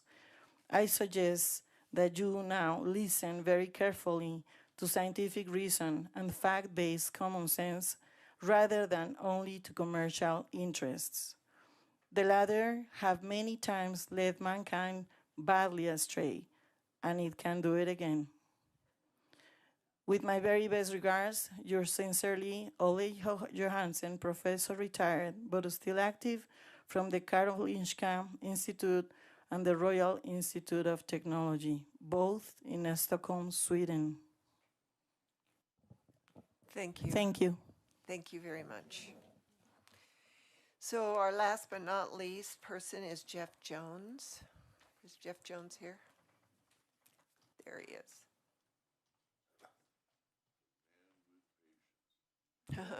Jeff, you put down as your address Lafayette. That is correct. Would you give your home address to our city clerk as you leave? Absolutely. She's at the end. Thank you. Yes. Is this on? No. Thank you. Okay. Yes, my name is Jeff Jones. I live in Lafayette. I am here because I have seen Longmont as a leader for decades, quite frankly. I volunteered in Longmont with restorative justice back in the days of Beverly Title, who's no longer alive. I don't know if anybody knows that name. But so I saw Longmont as leading and doing things creatively that wasn't happening in Boulder, and it happened here first before it happened in Boulder. The other thing that I had quite a bit of respect for with Longmont is, and I'm a therapist and addictions counselor. Chief of Police Mike Butler did some incredibly creative things here, and he was second only to Gloucester, Massachusetts, in some of the things that he did. So I have tremendous respect for Longmont, and with the smart meter kind of rollout, that respect has changed, and I was very curious as to what was going on there, and I have tried to learn about this myself. I do know that there's polarized information. You've heard a lot of that. I don't really want to get into that. But I do want to say, so about myself a little bit more. About 3 decades ago, I was a dental technician and created a 98.5% 4 nines gold, 1.5% titanium flake for environmental illness clients. So I really got to see that there are people in the world who their bodies don't take the same amount of load as other people's bodies. For instance, the normal dental alloy. So what I just mentioned there was something that people could tolerate when they couldn't tolerate like 0.5% of iridium or copper or something like that would send them to the hospital. So with this, you know, this 5G and all of the electrification and stuff like that, I know that, you know, there is a load on the body, you know, and the way I see it, like decades ago, we used to think that secondhand cigarette smoke was no big deal. And, you know, but with electrification and 5G, that's not something we can't even see it, you know, but it does have an impact. That is my opinion. There's plenty of research. I don't need to get into the research, but my curiosity, and it really seems like, you know, this is just going to be pushed through. I know this isn't just a Longmont thing. There's many states who kind of are doing a similar thing. And my question to all of you is, what's going to happen to these people who, you know, they can't handle the radio frequency, the EMFs that are happening right now? You know, and then there's going to be more. So my question is, what are they going to do? Who's responsible?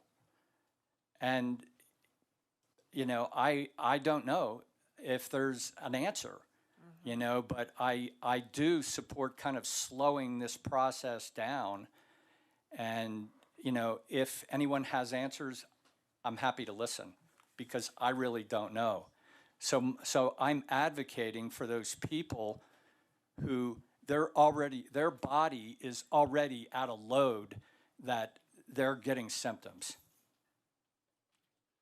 Okay, Councilor Martin. Thank you, Mayor Peck. Just a couple of questions. The first one is, have you computed the EMF load that people are experiencing in Longmont now, and the amount that the smart meter rollout is going to add to that load? and what percentage of A is B?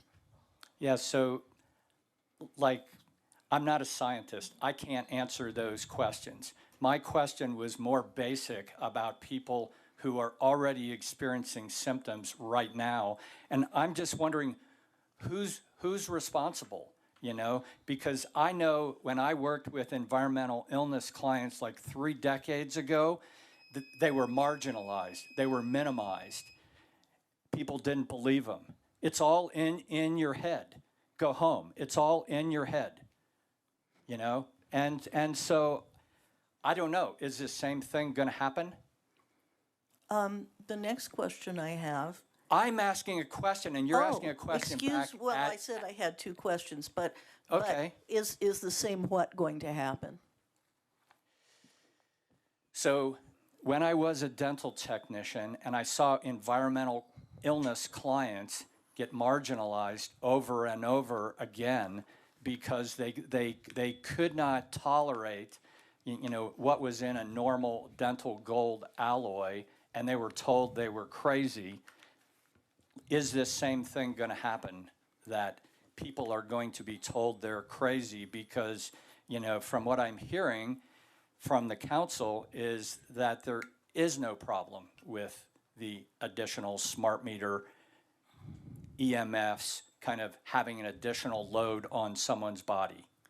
I haven't heard of any scientific evidence with that, and I have read all of the studies that have been quoted this evening, and most of them contain egregious errors of science. So that's why I keep asking the same questions over and over again. But you know, the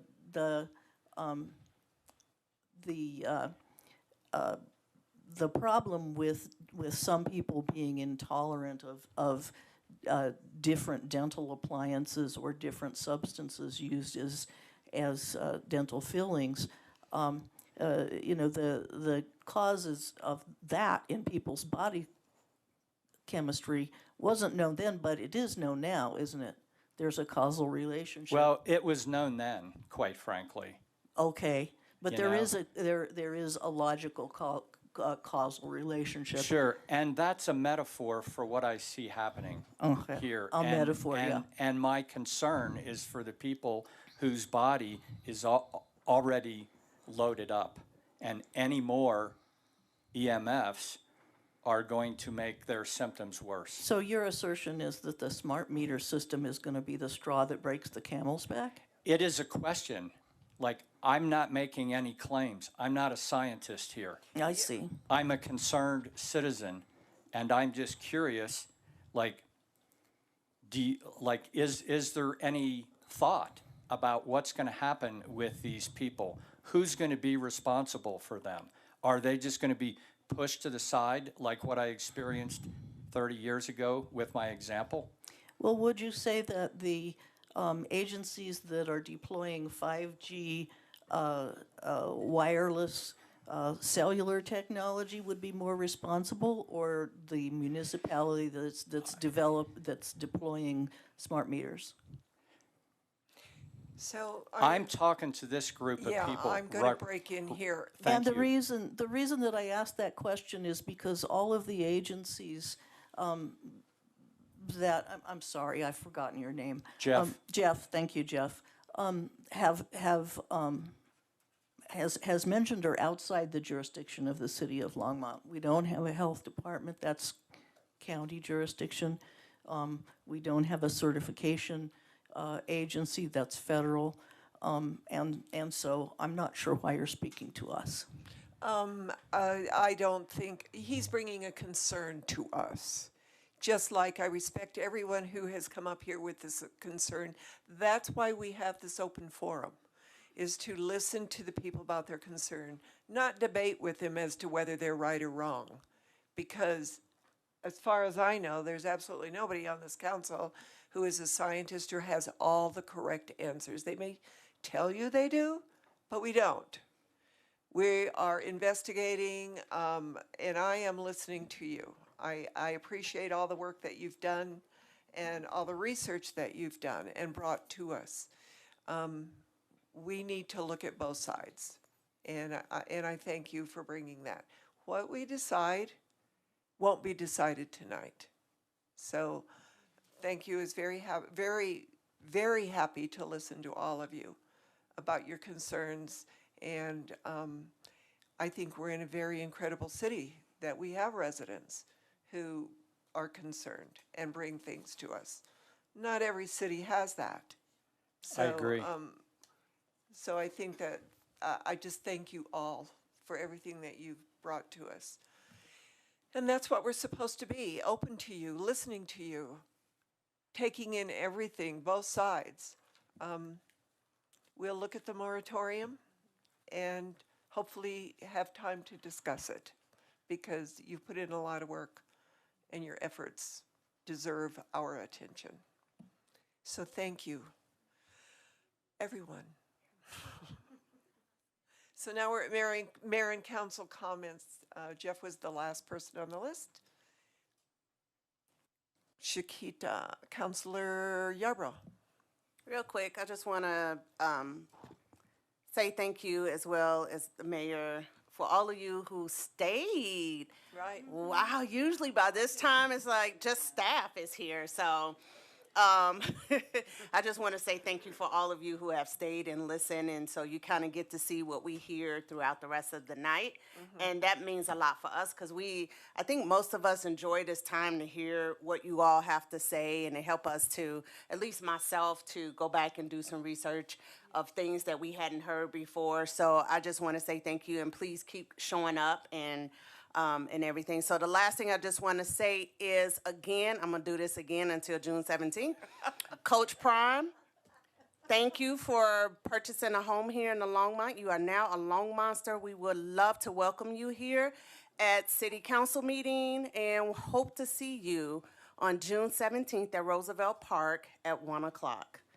Thank you. So Councilor Yarbrough, do you have his address? Coach Prime, we'll go get it. If I had it, I would have been there by now. Councilor Hidalgo Faring. So I just want to thank, for those of you who are here and who spoke, and those who have already left. Thank you. I have pages and pages of notes from you all. And, I do want, the comments that I hear and the responses, the emails, I'm getting better at responding to them. I work full time, and it's a challenge. But know that I read every single one of those, and I forward them to the people who can best answer them. I forward them to to people to give me my answers as well. But also, all your input really informs how, the types of decisions I make, and how I can best service this community. And so thank you, and thank you all for hanging out. I have a lot of reading to do, so thanks. Councilor Waters. Thanks, Mayor Peck. Tomorrow night at 6 p.m., there's going to be a Zoom session that's going to be hosted by the Early Childhood Alliance. Oh, great. It'll be both in Spanish and English for anybody in this or any other community. It's accessible from wherever people might be. But it's members of the Alliance that are going to both kind of frame the problem and at least introduce, not as an advocacy, but as an education and public outreach effort, what that Alliance is bringing forward as a proposal. So if anybody cares about what is or isn't happening in the name or in the interest of our youngest residents and child care and early childhood learning opportunities, and at least an option that a group is bringing forward that they've been working on for a while, I'm happy to send the Zoom. That's what I was going to ask you. Where can they find that Zoom link? It's Yeah, it's for the so if I'm happy to tim.waters at longmontcolorado.gov is my email city Okay. account. I'm happy to send that to whoever is curious. I'll send them the link and people can log in if they want. Thank you for that, Councilor Martin. Thank you, Mayor Peck, and thank you, everyone, despite the fact that I've taken a different tone than some of the other council members this evening from time to time. I'm also very grateful for this participation. It is news to me that the public forum is not for debate. That's always been my understanding, that it was for give and take between the public and the council. And we can be asked questions as well as ask them. And I would really hate to see that go away in favor of something less embarrassing, something less sharp, something less controversial. I think debate is the essence of democracy, and we should continue doing it. I also really am tired of mayors, and it's not just this one, asserting that I am not a scientist because my work history and resume says otherwise. So thanks all. I really appreciate all of this give and take, and I love democracy, and I'd like everyone to remember that I am the council member who made the motion in 2017 that there be more than one open forum every year. Thanks. Thank you. City manager remarks? City attorney? All right, can we have a motion to adjourn? So moved. So, good night. All those in favor, yell. Yay.